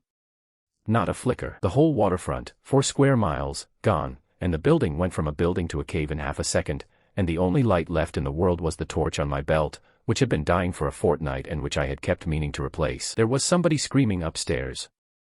That word needs handling carefully. It was not screaming the way people scream in films. It was worse and much quieter, a sort of tearing sound with no air behind it, and it was coming down the shaft, and it was coming from the car. It took me 11 minutes to get up 11 floors in the dark. I found the landing. I got the doors open with the drop key, and the car was there, stopped about 4 feet high, so that the floor of it was above my chest and the gap under it went all the way down into the building. There was a woman in there. That is all I could tell.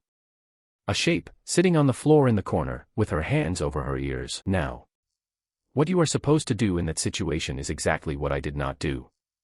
You are supposed to leave the doors shut, talk through them, and wait for the fire brigade, because a live shaft with an open landing and a stuck car is a place people die. The emergency light in that car had already gone, and she was alone in the pitch dark 11 floors up, and she had stopped screaming, and the not screaming was worse. I tried to get her out first.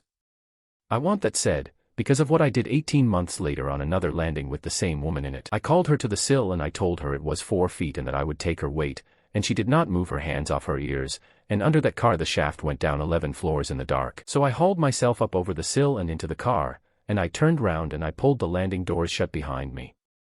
I locked myself in with her. Deliberately. On purpose. 25 years old and the smartest thing I did that whole year. She had been in there 50 minutes. Her hands were bleeding because she had been hitting the doors. Not banging. Hitting, with the sides of her fists, for the better part of an hour, and she did not seem to know she had done it. Put my torch on the floor pointing up at the ceiling so it lit the whole car instead of blinding either of us, and I sat down against the opposite wall, as far from her as I could get, which in a lift car is about 5 feet. And I started talking. Right, I said. That noise is the brake. That is the machine holding on to us. That is the most boring noise in the world and it will still be doing it in 100 years. I explained the whole machine to her. All of it, every part, in the flat cheerful voice you use on a dog during a thunderstorm, and none of it was for her, because she was not hearing the words. It was for the sound of a man talking. I made her count. 4 in, 4 out. I made her do it about 200 times. The torch died at some point in the second hour, and after that there was nothing at all. No gray.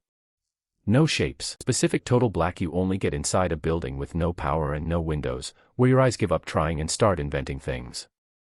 That is when she went under properly, and that is when I stopped being clever. I told her about my mother. I told her about getting my head stuck in a folding gate at 6 years old. I sang. I have a terrible voice, I sang anyway, and I got about 4 lines into every song I could think of before losing the words, and I made up the rest, badly. I described an entire football match I had watched 2 weeks earlier and could barely remember, at length, with invented incidents. I had a sandwich in my bag and half a bottle of water, and I gave her all of both, in the dark, by putting them on the floor in the middle and telling her where they were. And at about 2 in the morning, when she had gone quiet for a long time, she said, in a voice like paper, "Are you still there?" And I said, "I am not going anywhere. I will stay until they come."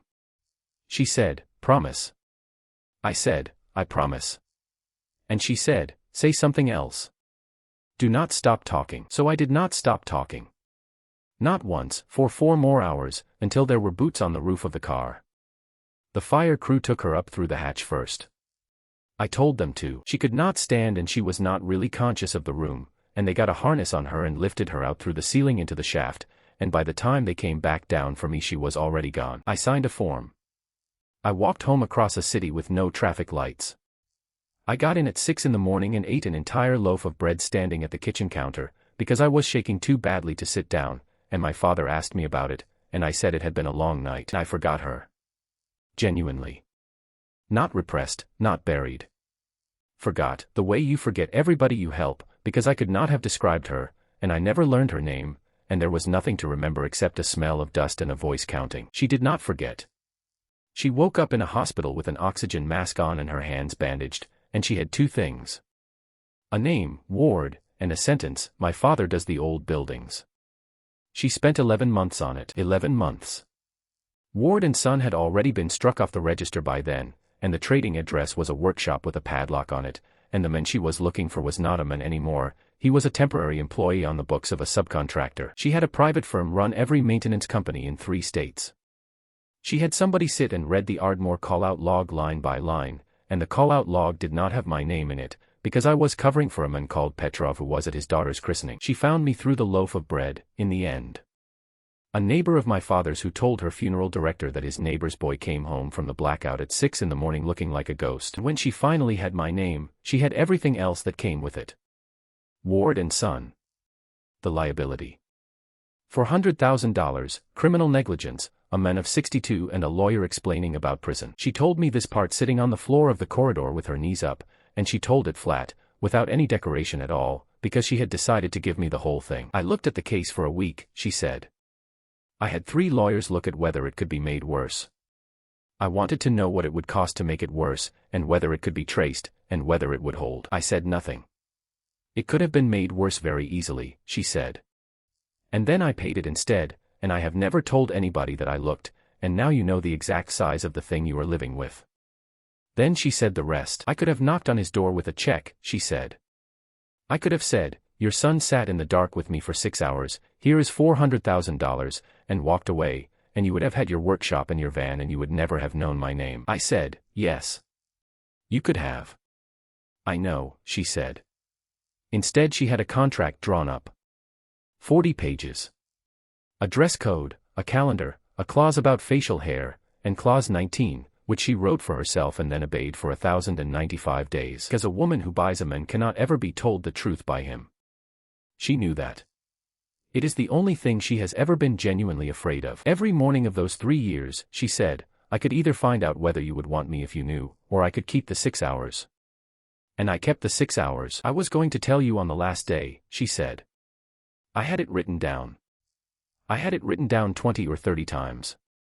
I was going to give you the papers, tell you everything, and let you decide. And you came into the study with it already printed, she said, and you said, you never have to see my face again, and you look so happy, Theo, and something in me simply put down its tools and stopped. I said, and then you filled 6 elevator shafts with concrete.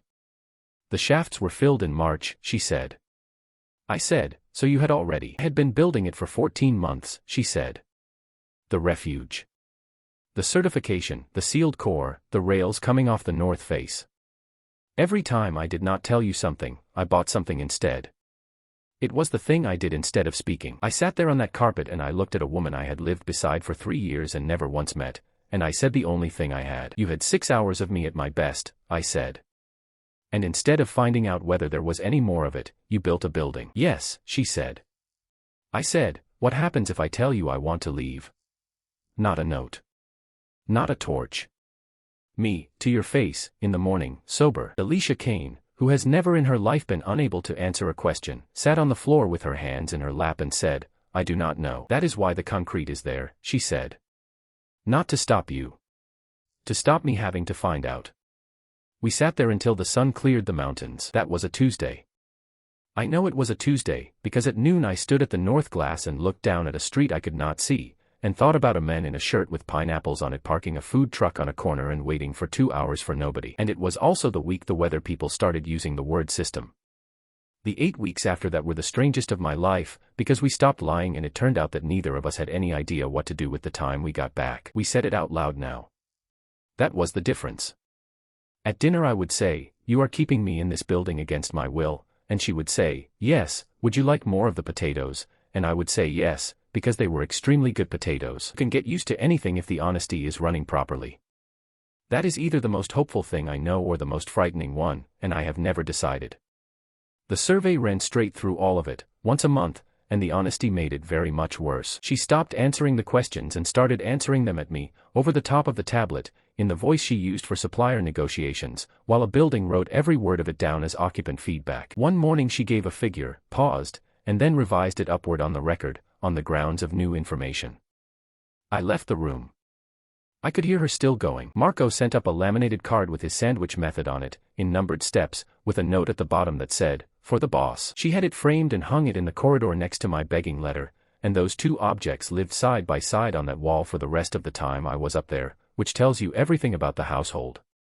And I started working on the lift. There was one machine left in that building I was allowed to touch, and it was the little polished car that runs the 11 feet between the 99th floor and the 100th, and one morning I asked for the machine room key and she gave it to me without a word. I stripped it. I did it properly, over about 5 weeks, the way my father taught me, with the 600-piece toolkit and a service manual Hera put up on a screen for me. I cleaned the sheave, I checked the ropes, I adjusted the door operator, I set the leveling to within 4 millimeters. It was the happiest I had been in a year, and she knew it, and she used to come and sit on the top step with a cup of tea and watch me lying on my back in a machine room with my arms up inside a gearbox, and neither of us said anything, and it was fine. And every Friday, when I had finished, I would come out wiping my hands and I would say the same thing. Ride down with me. And she would say, no. Every week. 50-something feet of travel, 6 seconds, the safest lift in the country, serviced by a man who had put his own hands on every part of it. And she would look at those doors and go white to the lips and say no, and then she would walk down the 11 stone steps, and I would ride down alone. I never pushed it. I asked once a week and she said no once a week, and it became a thing we did, like the potatoes. Weather people started using the word system in the middle of September, and by the end of the month they had stopped using it and moved on to using its name, and the city put sandbags out along the waterfront and everybody bought batteries. Hera briefed us on it every morning like a general. Kane Meridian is designed to a 1 in 500-year event, she said. Predicted sustained wind will reach approximately 60% of design load. The structure will sway. This is intended. You may feel unwell. The building did sway. That is a thing nobody tells you about the top of a tower. In real weather you feel it in your stomach, a long slow lean and return, a lean and return, and the water in the pool on the 99th floor stands up at one end and walks to the other. The storm arrived properly on a Thursday night. At 11 the grid went out across the entire eastern half of the city. I was in bed. The lights dipped, held, and came back, and Hera said, "Grid supply lost. Generator online. There is no cause for concern." 1:10, the generator stopped. I found out afterward what happened, and it is almost funny. The intake for the generator cooling is a louve on the 88th floor. Water came through a facade panel that a very good contractor had installed very badly, on a floor with no tenants and no cleaners and nobody to notice, and it shorted the transfer switch, and the transfer switch is what hands the load over. At 1:10 Hera woke me up. "Mr. Ward," she said, and her voice was exactly as pleasant as always. "Generator supply lost. Battery supply is now carrying the structure. Estimated endurance, 4 days." I sat up in the dark. The bed beside me was empty and I did not think anything of it, because she often worked at night. At 1:30, Hera came back. "Battery supply is degrading," she said. "There is a fault at the 88th floor. I am reading water in the battery room. Breakers have tripped on 3 of the 4 strings and I cannot reset them remotely." "Then send somebody," I said. "There is no one in the structure," said Hera. "Then send me," I said, and I was already on my feet with my trousers half on. "I cannot," said Hera. "The stair core is sealed at this floor and the shafts below the 98th landing are filled." "There is a route," she said. "I am not permitted to describe it." "Instruction 2. I said, "What route?" "Instruction 2, said Hera. So I spent the next 20 minutes going round the walls of that apartment with both hands, like a man reading a page, tapping and listening and lifting pictures off their hooks. I did not find it.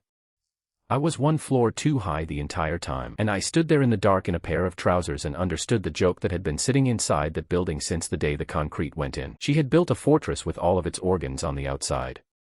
She had sealed the 2 floors we lived on so completely that when the building got sick, nobody could go downstairs and fix it. The one thing a sealed refuge cannot do is send a man down to a breaker. 2 minutes to 2, the lights went out for the last time. Not all at once. It went in layers, the way a big machine dies. The floor lighting first, then the glass came back from charcoal to clear in a long slow wipe, and the whole apartment filled up with the enormous purple non-light of a city with no power in it and a storm sitting on top of it. And then Hera said her last piece, and I have thought about it more than almost anything else in this story. "Total power loss is now imminent," she said. "Mr. Ward. My final instruction is life safety release. In 11 seconds every magnetic lock in this structure will drop and every door will open. The stair core is welded at the 100th floor. It is not welded at the 99th. The 99th floor stair door is held by a magnetic lock and has been concealed behind a partition wall in the north corridor. Partition is plasterboard on a metal stud frame. The picture is hung on the door itself. Instruction 1, said Hera, is the well-being of the resident. Where is she? I said. Instruction 1 is the well-being of the resident, said Hera. You are the resident. Hera, I said. Where is Alicia? The resident is the individual named on the occupancy schedule of this structure, said Hera. There is one name on that schedule and there has been one name on it since commissioning. And I did not understand that sentence for another 11 minutes, and I have never forgiven myself for the 11 minutes. Go down, she said. Go all the way down. There is a torch in the plant room and there are 99 flights and the street door will be open when you get there. Then she said, would you like chamomile? And then everything went, all at once, every light and every fan and every quiet thing that had been humming behind those walls for a year, and the silence that came in behind it was the loudest sound I have ever heard. I want to tell you that I hesitated. I did not hesitate for a second. I went down those 11 stone steps in the dark 3 at a time, I got the torch out of the plant room, and I went along the north corridor and put my heel through that wall. Plasterboard is nothing. It is chalk and paper. 3 kicks and I was through the studs, and behind it there was a fire door with a picture of a harbor hanging on it, and I took the picture off the door and put it on the floor, because even then, somehow, I did not want to break it. I pushed the bar. The door opened. And out of that stairwell came a river of cold wet air that had come up 99 floors from an open street door, and it smelled of rain and diesel and the river, and it went through me like electricity. I have never in my life been so happy. Not before, not since. I stood in a doorway with a torch in my hand and I could smell the ground. I went down 4 floors before I stopped. I stopped because I had heard something at the top, in the first flight, and I had put it away, the way you put away a noise when you are running toward the only thing you want. It was a small sound, and it had been going on the whole time I was kicking through that wall, and it was coming from the middle of the building, from the 11 feet of shaft between the 99th floor and the 100th. It was somebody hitting a door with the sides of their fists. People have told me since that what I did on that landing was a beautiful thing. It was not. It was arithmetic. I stood on the 95th floor of a dead building with a torch in my hand and I ran the numbers like a man at a counter. Nobody would ever blame me. That was the first line of the sum. Not one living human being, including her, would ever have said a single word against me for walking down those stairs. She locked herself in there. She filled the shafts. She welded the door. Every part of that situation had been designed and paid for by the woman inside it. The emergency services would come. The city was in the worst storm in 50 years and they would come eventually, in a day, maybe 2, and she had water and air in there and she would survive it. And 95 floors under my feet there was a street door standing open, and past it there was a road, and a bus, and a man with a food truck who knew my order, and a house with a new roof and my father asleep in it. 15 months. 99 flights. Nothing in the world in my way. And then the second line of the sum, which took about 4 seconds and finished the argument for the rest of my life. I knew what it was like in there. Not sympathetically. Not in the way you know a thing from a film. I had sat on the floor of a dead car in total darkness with the brake ticking and a stranger going under beside me, and I knew exactly what the air is like in the third hour. And I knew that she had done it once before and that it had taken her 11 months and $400,000 and 3 years of her life to stop. You cannot know a thing like that and then go down the stairs. Or you can, and I have met people who could, and I did not want to find out that I was one of them. So I turned round and I went up. Down 99 flights is a long walk. Up 4 flights in the pitch dark, in a stairwell you have never been in, with your legs already going, is a different category of activity. Did it with the torch in my teeth and both hands on the rail, and I have never worked so hard in my life for 11 meters of height. I got to the 99th floor and went along the corridor and put my hand on the doors of that little polished lift, and I could feel it through the steel. She was not screaming. She had got past the screaming, and it was the same as at the Ardmore, and the not screaming is worse. "Alicia," I said, with my mouth against the join in the doors. "Alicia. It is me. I am here." Nothing. So I hit the door twice with the flat of my hand, hard, and then I said it again, and this time there was a sound from inside like somebody surfacing. "Theo. I am here," I said. "I am right here. I need you to listen to me. You are between floors. The car is about 4 feet above the landing and it is sitting on the brake, and the brake is a mechanical brake and it does not need power, and it will hold that car until the sun burns out." There was a long horrible pause and then she said, in a voice with nothing left in it, "I cannot see anything." "I know," I said. 4 in and 4 out. "Do it now." 4 in. And then I ran for the machine room, because the whole time I was saying it, part of my brain was already at the top of the stairs going through the machine. Machine room for that car is a cupboard off the mezzanine, and I had the key in my pocket, and I had spent 5 weeks of my life inside it with a rag and a set of feeler gauges. I knew that machine better than I knew my own hands. I had set the brake gap on it myself. I had cleaned every tooth of the worm. I had lain on my back under it for whole afternoons while a woman sat on the top step drinking tea and watching me. There is a hand wheel on the end of the motor shaft, and there is a lever that lifts the brake, and between them, if you are calm and you are strong enough and you know what you are doing, you can wind a car up or down the shaft by hand, one man, in the dark, with no power in the building at all. They are not designed to be easy. A lift is balanced, but it is not balanced for one woman.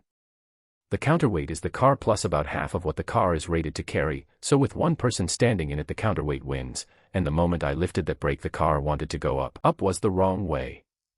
So I had to bring it down against the overbalance, by hand, on a wheel, with my feet braced against the plinth, letting the brake off in bites and hauling, and every time my grip went the car took back an inch of what I had won. Took about 20 minutes to move 4 feet. My arms were finished. I was making a noise like the last man in a rowing race, and every time I stopped to lock the brake I shouted down the shaft, and every time she answered me, which was the only thing keeping me on that wheel. Then the floor of the car came level with the sill, and I locked the brake off hard, and I took the drop key down from the hook inside the machine room door where I had hung it myself in September, and I went down the stairs and got it into the landing doors and hauled them open. The torch showed me the inside of that car in one long slow sweep, and it was 3 years ago, exactly, with different money. She was on the floor in the corner with her back against the wall and her hands over her ears. Her knuckles were split. She had been hitting the doors and she did not know she had done it. Put the torch on the floor pointing up at the ceiling, so it lit the whole car instead of blinding either of us. I said her name and she did not move. I leaned in and put my hand out and told her to take it. 4 steps, that is all it is, come to me.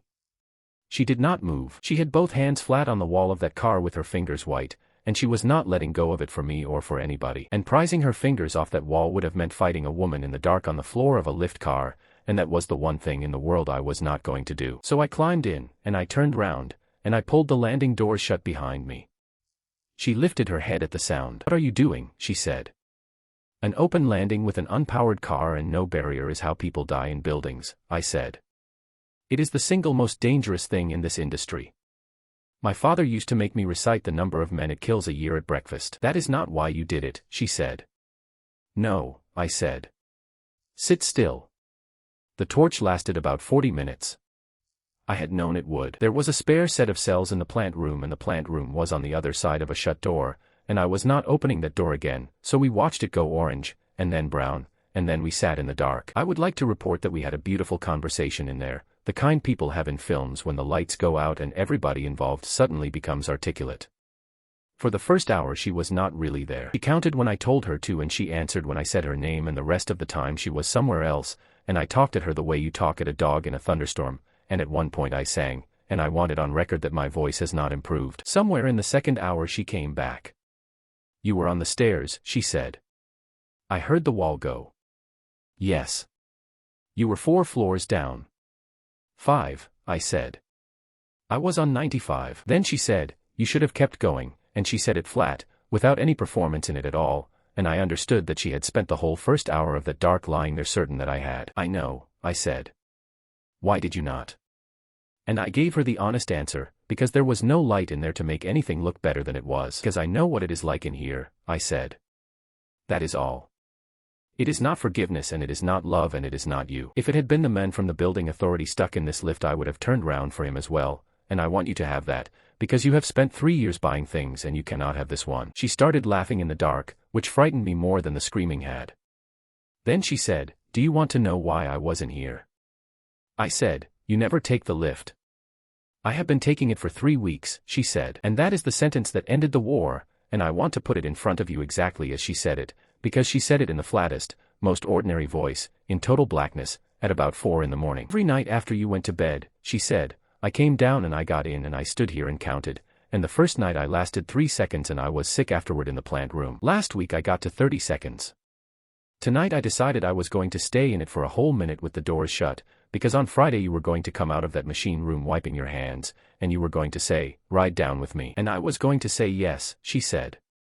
I sat with my back against the wall of a stopped lift and did not say anything for a long time, because there is nothing you can say to that. "I got in at 1 o'clock, she said. And then I could not make myself get out again, so I stayed, past a minute and past 10 minutes, because I had decided I was not opening those doors until I could do it with my hands steady. At 2 minutes to 2 the lights went down in layers and I understood that it was not a drill, and I hit the button for the 100th floor like an animal, and this thing moved 4 feet and stopped. "So I have been in here since," she said, "and the funniest thing that has ever happened to me is that I did it for you." I said, "One thing before the rest of it. Why is the door on the 99th floor not welded?" She was quiet for a while. "Because the certificate would not have been signed," she said. "A sealed refuge has to keep one released opening. One door, anywhere inside the protected zone, that lets go by itself the moment the power lets go, or the fire strategy does not hold, and no consultancy in this country puts its name on it, and then Mr. Adiemi opens my box of paperwork and finds a hole in the middle of it. So there is one door in the world that opens on its own," she said. "I paid for it. I signed for it. I hung a picture of a harbor on it and I have known exactly where it is every day for a year." I said, "And you left it there?" "The probability is 1 in 600,000, she said. "I checked it twice a week, so we negotiated in the dark. That is how it actually happened." No speech, no window, no music. Two people on the floor of a lift car at 4 in the morning, working through a list, like the two commercial animals we both are. I said, the concrete comes out. All 6 shafts. Every meter of it, back to the raft. That is 9 months of work, she said. It is $31 million. Then it is $31 million, I said. I said, the plate comes off the stair door on the 100th floor and a proper fire door goes on, and you stand in the corridor and watch the men cut it out. I said, Hera gets a third instruction, and it goes above the other 2, and I write it.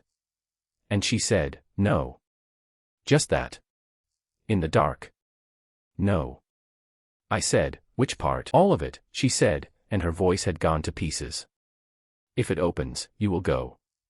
You will go on the first morning and I will hear the door and I will be exactly where I was in March, except that I will have had this as well, and I cannot. Theo would rather do it your way in 9 months than have to be a person who can be left. And I said, yes. You will hear the door. That is what it means. I said, that is the entire cost of it, and there is no version where you get me and you also do not have to stand there listening to a door. Every person who has ever been loved has had to do that. And then I did not say anything else, because there was nothing else, and we sat in the dark for what I am told was about 40 minutes. Then she said, all right. I said, say the whole thing. Take the concrete out, she said. Take the plate off. Write the instruction. The power came back at 9 minutes past 9 in the morning. Came back the way it went, in layers, and the light in that car came up and I had to put my hand over my eyes, and when I took it down she was sitting on the floor opposite me with her knees up and her hair everywhere and her hands in her lap, blinking at me. And I looked at her for a second and I said, you know, I still have no idea what you look like in the dark. The doors opened by themselves. Hera brought the car down to the landing on her own, and leveled it to within 4 millimeters, because a man had set that up for her in September. Good morning, said Hera, out of the ceiling, exactly as pleasant as always. Power has been restored. There has been an interruption of 7 hours and 11 minutes. Miss Kane, your heart rate is elevated. Would you like chamomile? Alicia Kane put her face in her hands and laughed until she cried. And then I stood up, and I walked out of that lift, and I went down the north corridor, and I stepped through the hole in the plasterboard where a picture of a harbor used to hang, and I opened the fire door. And I went down 99 flights of stairs, and I walked out of the street door into a city full of fallen trees. She did not follow me. She did not call after me. She sat on the floor of that lift and let me go, and that, and not one single thing that happened before it, is the moment she got me. The city I walked out into that morning had a tree lying across the tram lines and a queue of about 200 people outside a shop that had a generator. I had no phone, no money, no coat, and a pair of shoes I had put on in the dark, and I stood on the pavement outside Kane Meridian in the wet with my legs shaking from 99 flights of stairs, and a woman going past asked me if I was all right. That is what did it. Not the sky, not the street, not the smell of the river. A stranger in a plastic rain hood asking a man on a pavement if he was all right. I said, yes, thank you, and then I had to hold onto a lamppost. I walked to Marco's, because Marco lives 4 stops down the line and it was the only address I could get to on foot, and I stood in the corridor outside his flat at 11 in the morning dripping on the carpet, and when he opened the door he looked at me for about 2 seconds. Then he said, sit down, I will do you an egg, and he turned round and went back into the kitchen and put a pan on the heat. That is all. Not one question for 40 minutes. He put me at a table with a plate in front of me and he talked about the storm and the damage to his awning and a man who owed him money, and I ate an egg on toast and cried in a chair in my friend's kitchen, and he let me get on with it and went out to the balcony to look at his awning. My father arrived at 2. Marco had called him. I told him everything. All of it, from the gray coat in the workshop to the wall in the north corridor, and it took about an hour, and my father sat with his hands on his knees and did not interrupt once. When I had finished he was quiet for a long while. Then he said, the Ardmore. And you came home and ate a whole loaf of bread. Yes. And you told me there was no girl. There was no girl, I said. There was a voice in the dark. He looked at the table for a bit longer, and then he said the thing that I did not deserve and will be paying off for the rest of my life. He said, right. Well, she has got a lift out of service, has she not? Let us go and see about that. Not, how could you not tell me? Not, do you know what that money did to me? He is not a complicated man and he has never once made anything harder than it needed to be, and he went out to the van for his coat. I did not go back for 9 months. I want that to land properly, because everybody who hears this story expects me to have gone back the following week in the rain like an idiot in a film. I did not. I stayed away for 9 months and it was the correct decision and it was the worst 9 months of my life. I rented a room over a laundrette. It had a window that opened, which I sat next to for about a fortnight like a man in a hospital. We reopened the workshop. Ward and Son, properly this time, with an accountant and a lawyer who read the contracts, and my father put a sign up with both our names on it and pretended it was not a big thing. We did the old buildings, the way we always had. The folding gates and the geared machines and the brass indicators. And I was good at it, and I was busy, and I slept badly every single night for 39 weeks. Meanwhile, 3 miles away, the most expensive act of apology in the history of construction was taking place, and the entire industry came to watch. Getting concrete into an elevator shaft is easy. Any fool with 11 trucks can do that. Getting concrete out of 6 of them, from the top, in a finished building, without touching the structure, is a problem that engineers write papers about. They court it. 2 diamond wire crews working nights, dropping the slugs into the pit floor by floor, 22 feet a week on a good week. There was a trade journal that ran a monthly update on it. There was a betting pool. It cost $31 million and it took 9 months and 1 day. And in all that time she did not send me one message, not one. No letter, no lawyer, no flowers, no car waiting outside the laundrette at midnight, and if you have been waiting for that scene, there is not one, because she had understood the terms better than I had. What she sent was a photograph. Every Friday, at about 6 in the evening, an envelope came through the door of the room over the laundrette with a photograph in it, and it was always the same photograph. A shaft, taken from the same spot on the 98th landing, looking down, and written on the back, in her handwriting, 1 number.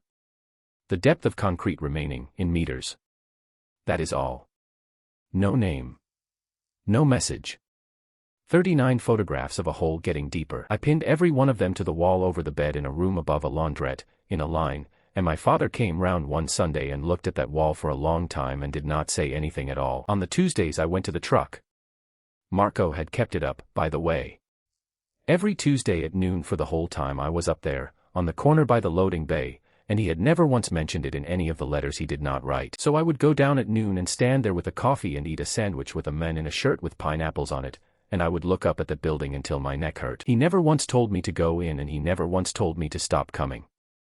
Somewhere in the 4th month I wrote the 3rd instruction. I owed her that under the terms and I had been putting it off, because I had discovered that writing a rule for an artificial intelligence is much harder than writing one for a person, in that a person will quietly ignore the parts you got wrong. Her 2 instructions were, the well-being of the resident, and, the resident remains.